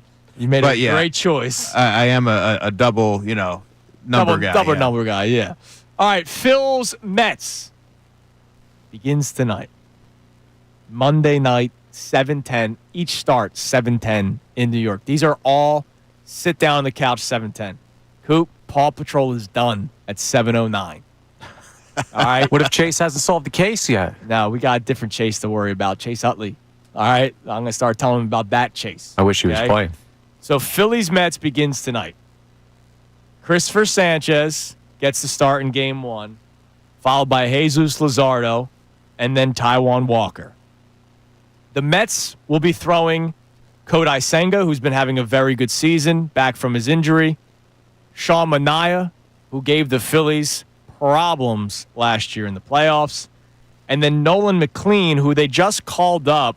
He's made 2 starts. He's got a 1.46 ERA, 15 strikeouts. They're very excited for him. And so far in 2 starts, he's had 2 good outings for the New York Mets. It's almost like sometimes calling up the young guy can breathe life into an organization, which is when the Phillies were sort of going down some spirals this year. I thought calling up Crawford could breathe life into a team, and the Phillies did not believe that to be an answer. The Mets have been playing better baseball ever since they called up McLean. Now, is that why they've been playing better baseball? Probably not, because he can only pitch 1 day out of the week. But when he pitches well, maybe that brings some life to a team. Senga, Manaea, McLean is no easy task considering some of the other pitchers on the Mets rotation. Like you missed out on some of their lesser arms. The good news is you have your now ace in Christopher Sanchez going in game 1. The question is, what Luzardo do we get in game 2? Yeah, I think that's the concerning part, right? Because we've seen the Jekyll and Hyde nature of Jesus Luzardo, whether it's teams figuring some things out about him and he has to recalibrate and do some other things and try a new approach. But right now he's on sort of a hot streak, I guess. But, I mean, I'm not overly confident that he's going to be able to go out there and deal like he did in his previous outing. I think the Jesus Luzardo experience right now is, let's just see what we got. Like, it's not that I'm not confident, but I can't sit here and say he's got this today because he could look great through 4 innings. And then the wheels could fall off. He's like the 2025 version of Aaron Nola. And that's what's concerning when you look at it in terms of the postseason. Right.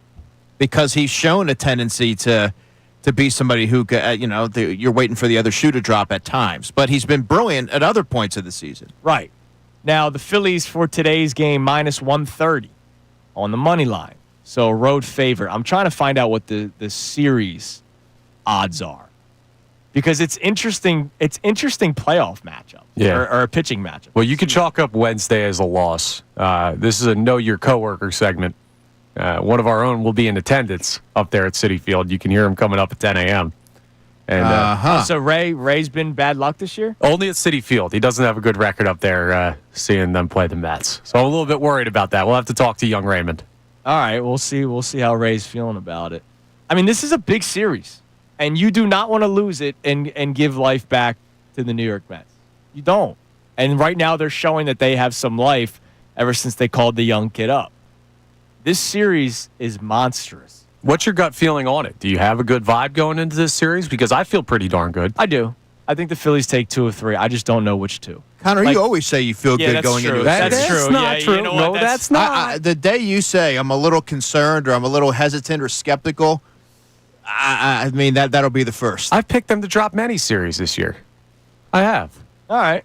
But you feel good about this one? I do. All right. The Phils are heading in the right what's direction. many, by the way? Like 2? No. Yeah, how do you classify many? I'd say like In 1 Connor out of every Thomas 4 or world. 5 series. I'm like, I don't love this spot for the Phillies. Now, let me ask you guys a question.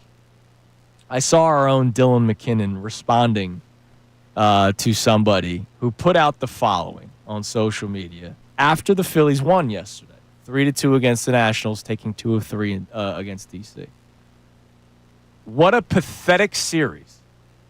They allowed the Nats to hang around every game, which led to games that shouldn't have been close. They faced the worst bullpen in all of baseball for 8 2/3 innings and managed to score 2 runs all series, with one being a walk. Did you get that feeling after that series? Because I did not. That wasn't anywhere close to one of the thoughts after the series had wrapped. I was miserable after game 1. Like, really? We're doing you just came off the high of sweeping the Mariners, and this is what we got?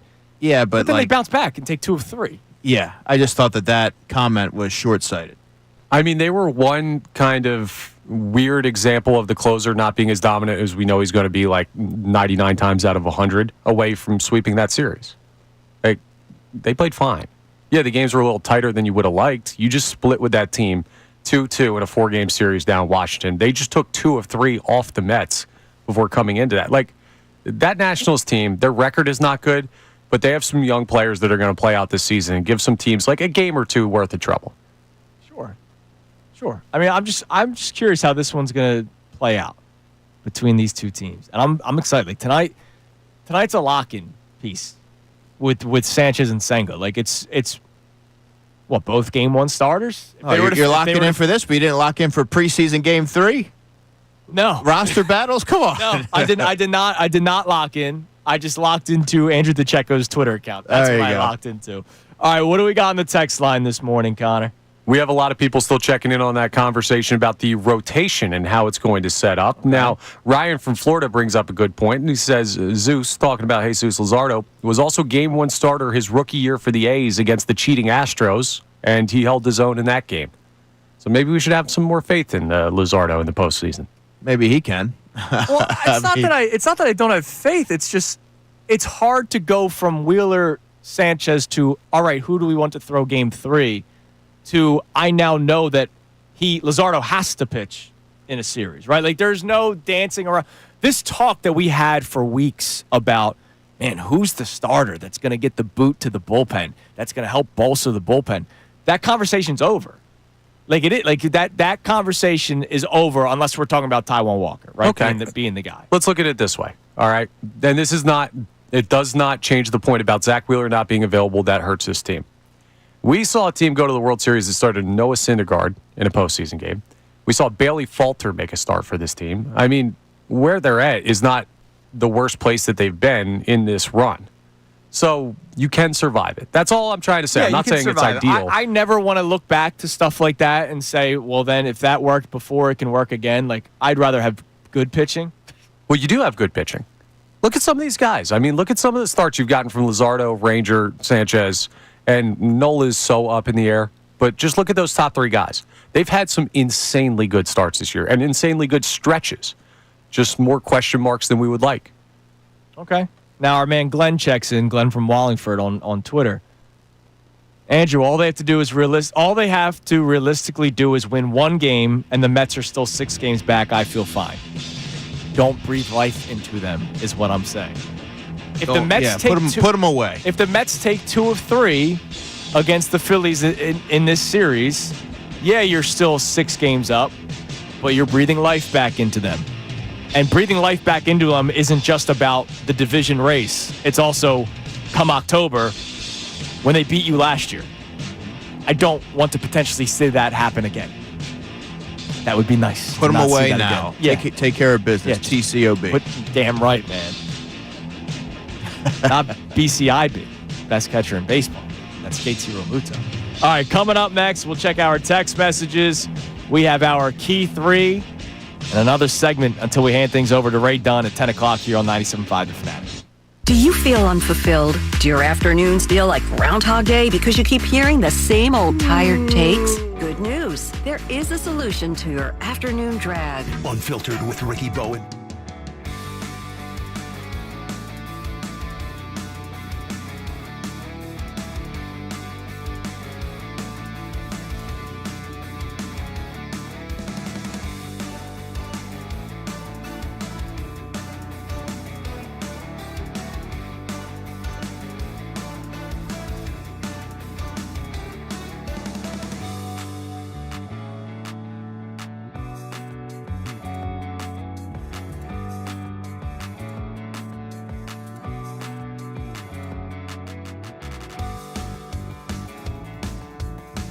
I want to start with the biggest positive development, biggest surprise. Because I guess surprise can also go negative, but I have disappointment coming up. So your biggest surprise in a positive light. I have from a few. All right. Hit me with two of them. Positive surprise, Darius Cooper, the rookie wide receiver out of Tarleton State. He was sort of buried and an afterthought when the Eagles announced their undrafted rookie free agent class. Every single day he made a play, and the moment was never too big for him. He definitely proved that he belonged, and it wasn't just the splash plays. He was consistent. And for an undrafted rookie, you see those every year. Every team has them. He can play, and I do believe that he's going to make this roster. He's going to make the 53. If you had to look at that wide receiver room right now, who's in the 53? I would say, obviously, A.J., Devontae, Jahan, John Mechie. We'll have to wait and see about Johnny Wilson, so I'm going to take him out of this equation for now. Anais Smith being the punt returner, and Darius Cooper, he's just shown too much. And if you already have the mindset that Jahan Dotson won't be an Eagle or potentially won't be an Eagle next year, well, Darius Cooper gives you some cost-effective depth that you can kind of develop this year.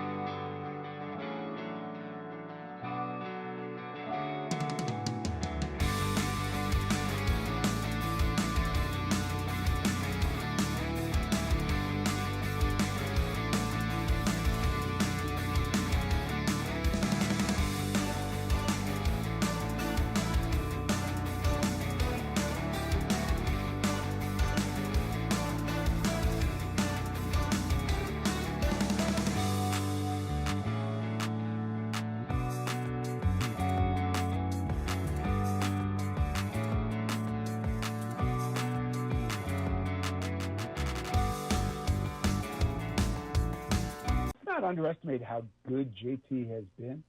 Since June 9th, he has the best batting average of any player in the National League?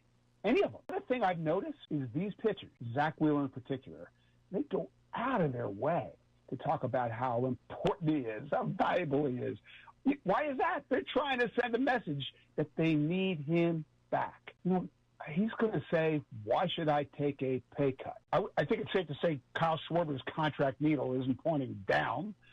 So this is going to be a lot more expensive to keep them both. The one thing about JT is he'll be 35 next opening day. You know how many catchers in this century have started 125 games in the season at age 35 or older? It's one. Jorge Posada. Wow. Started 127. That was 10 years ago. Again, I think that points to a shorter deal for JT, but even if it's short, he's going to want to get paid. Are the Phillies going to be able to afford, say, $45 million to re-sign JT and Kyle Schwarber per year? I mean, they're going to free up some money with Ranger and Kepler and Romano and Joe Ross and Alvarado if they don't pick up his option. But I think you're asking me, can they afford to sign both? You should really be asking John Middleton. It's his call.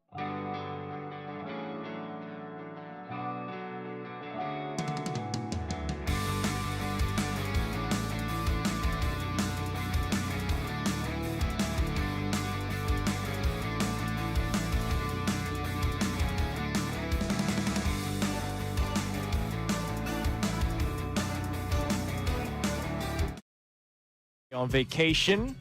He'll be back next Tuesday. Andrew DeCecco filling in for him today. We have Amy tomorrow, Connor on Wednesday, and then I'm on vacation Thursday and Friday. Some of us decide to work this week, and then I said, you know what?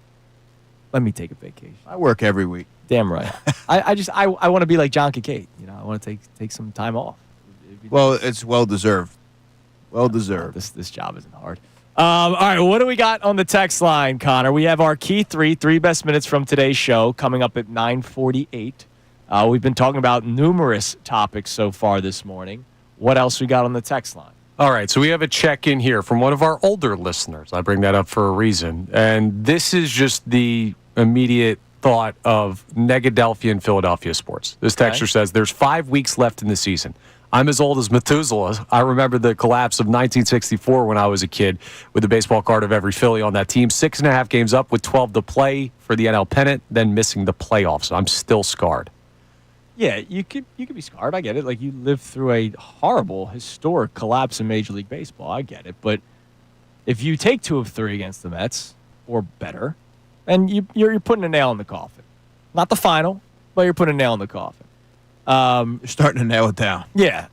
You're up 7 games right now. If you can be up 10 games come August 28th, like, I feel pretty good despite the most historic collapse in Major League Baseball. I get it. And I appreciate that he chimed in there and gave his input. But I don't believe that to be the case again, as long as you don't breathe life back into him this weekend. Yeah, that's just the thing I think we need to remember about some people in this fan base who may skew negative on certain teams. Like, there will be a point where 61-year-old Andrew and 60-year-old Connor are doing a show together, and people are asking, why are you worried about, like, a Super Bowl winning team maybe collapsing? We're going to say, oh, you didn't live through 2023, the 10-1, and then what happened after that. So it's just like stuff sticks with people. I don't know if I would do that, though. You don't think so? No, because it would be, if they were 10-1 and blowing teams out, I wouldn't say, hold on, kiddo, let me tell you about 2023.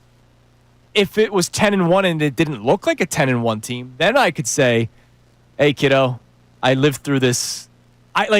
Just because that texter, respectfully, lived through the 1964 collapse, unless he is seeing similarities with this Phillies team and that Phillies team, I don't think you can just say, well, it's happened before, it could happen again. Because there's context. It's a nuanced conversation. Right. There's a lot of things at play. Yeah, there absolutely is a lot of things at play. All right, what else we got? Timmy from Audubon checks in on these playoff rotations, says Sanchez, Suarez, Luzardo, Nola is how I would line it up. I don't care about left, first, right. Nola gives up too many homers in the playoffs. You're seeing the other teams, the top 3, you can't afford going down a game. That being said, the Phillies analytics and overthinkers will slot Nola second in the rotation because baseball people never think outside the box. That would be terrible. Kyle Schwarber's going to bat and lead off in the playoffs, too. Is there anything you could see from Nola the rest of the way that would make you comfortable for that? Like, let's say he has a hot September. Yeah, no, like, again, the question when we're asking about the rotation, it's as of August 25th, right? Like, how many times did we have Suarez in and then out when it came to the last couple of months of Phillies baseball talk? If Aaron Nola can put together consistent good outings, yeah, he's going to climb back up into the rotation. But as of right now, I can only base my opinion off of what I've seen so far. I saw Aaron Nola have a wretched start to the season, go on the injured list, come back, have a horrible outing, and then bounce back with a good one. But that bounce back's not enough for me to say, yeah, pencil him in as my Game 2 or Game 3 starter. No, we don't have enough information this season. Sure. You know what I mean? So in order to be able to have a better idea of what he's going to give you, it's going to take a few more starts. I'm not ready to, be all in and believe that he's going to be the Aaron Nola that we've grown accustomed to seeing until we see more. Right. All right, Key 3 in a few minutes. Question for you guys. Did you watch much college football this weekend? No. All right, week 0 on Saturday. Iowa State, Kansas State. Iowa State, number 22, upsets number 17, Kansas State. Do you know that they played in Dublin? Yeah, I did see that. So we talked about this a little bit yesterday. I don't like college football going international. Yeah, I did not watch that game, but I'm not really a fan of the fact that it was over there. Because if you're like a fan of a college, odds are you probably went there. Yeah. Right? Like the NFL, you can become a fan of an NFL team living in England. Sure, you can adopt a team, but for college, I think what makes it unique is that you attended that school, and then you're able to travel if you're a diehard or whatever. But that kind of takes away a little bit of the allure, in my opinion. Right. And how many college kids are paying? Like, how many could afford a trip to Dublin unless they were studying abroad? Like, unless they were already out there, which some students may have been. I don't know how big the abroad program is for Iowa State or Kansas State in Dublin. Yeah, like Notre Dame started off their season over in Ireland last year, didn't they? Right. Yeah. And And that kind of tracks because much bigger fan base and everything, and you have the Fighting Irish connection with that. So that seems to make sense. The K-State, Iowa State over there doesn't really track It for me. It didn't make sense. Like, I really didn't understand it. And again, to me, like somebody who's not locked into football, like I imagine there was somebody that said, I want to go to this game for the experience, right? And then what? Like, you have no rooting interest. Yeah, I want to go see the Iowa State Cyclones. Right, exactly. Like the Field of Dreams game we were talking about.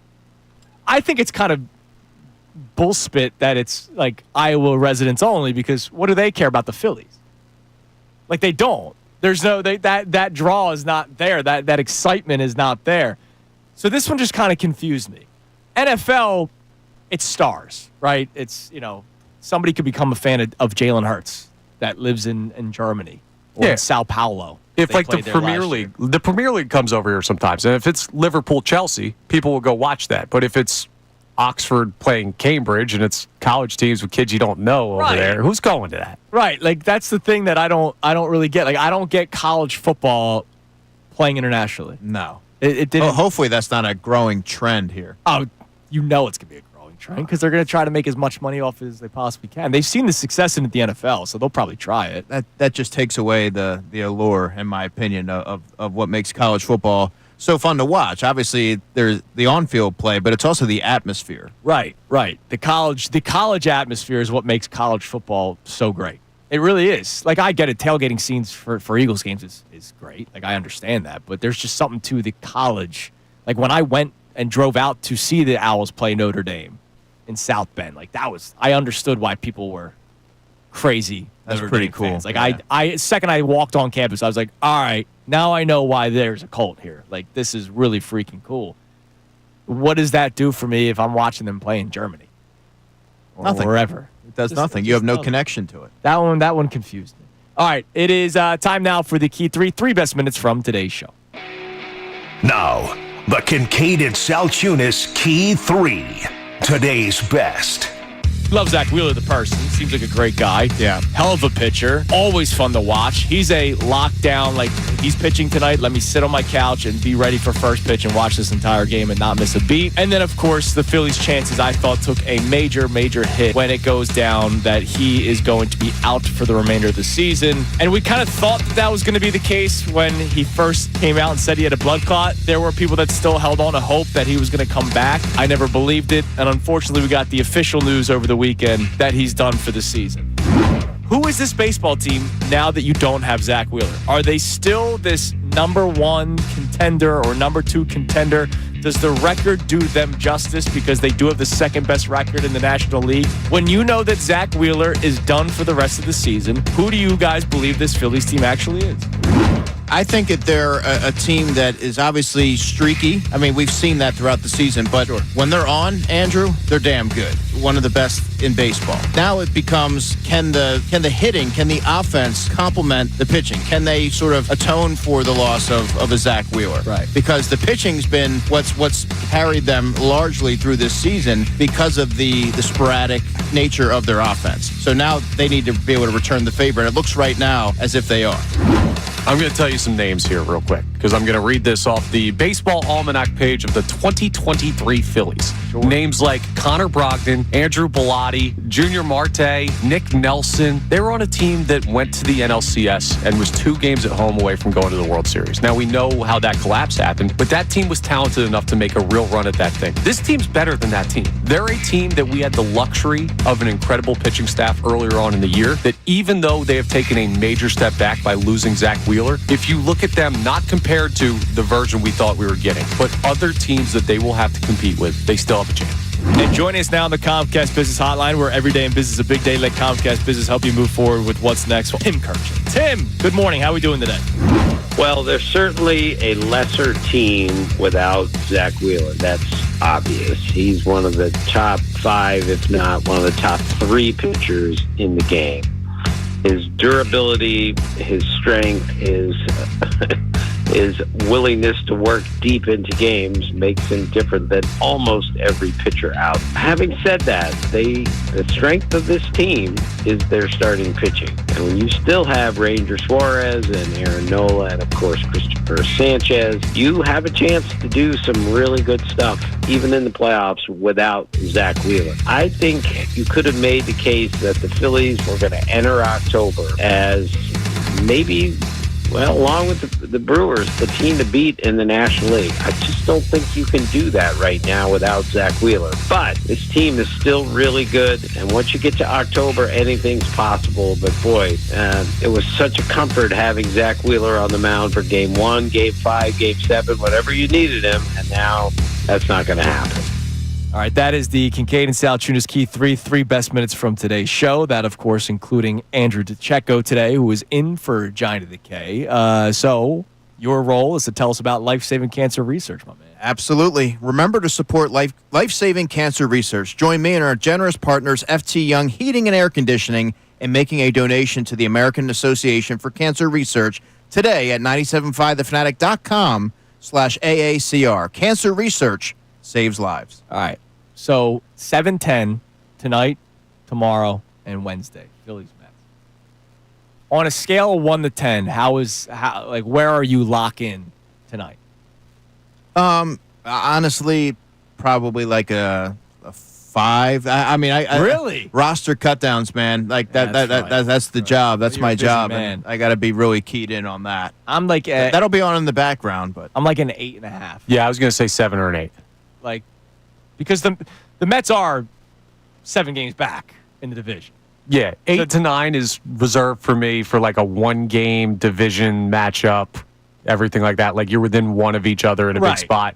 9 to 10 is postseason. Yeah, it goes down a little bit because of how much of a difference it is in these two series. Now, I wonder, does the lock-in increase or decrease as the series goes on? Because tonight, now it's different for you because you have work with the roster cut down.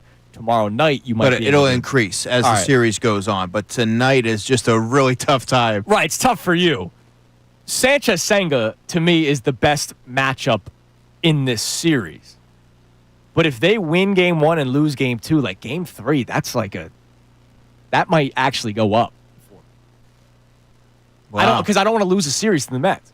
I agree. Yeah. Like I'm saying 7.5, 8 for tonight. That might go up to a 9, Game 3. If they split the first 2 games of this series, which Sean Manaea has given them fits. Yeah, mine will probably go up to an 8. Game 2, Game 3.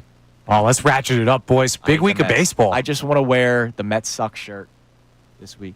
That's all I want to do. You're going to?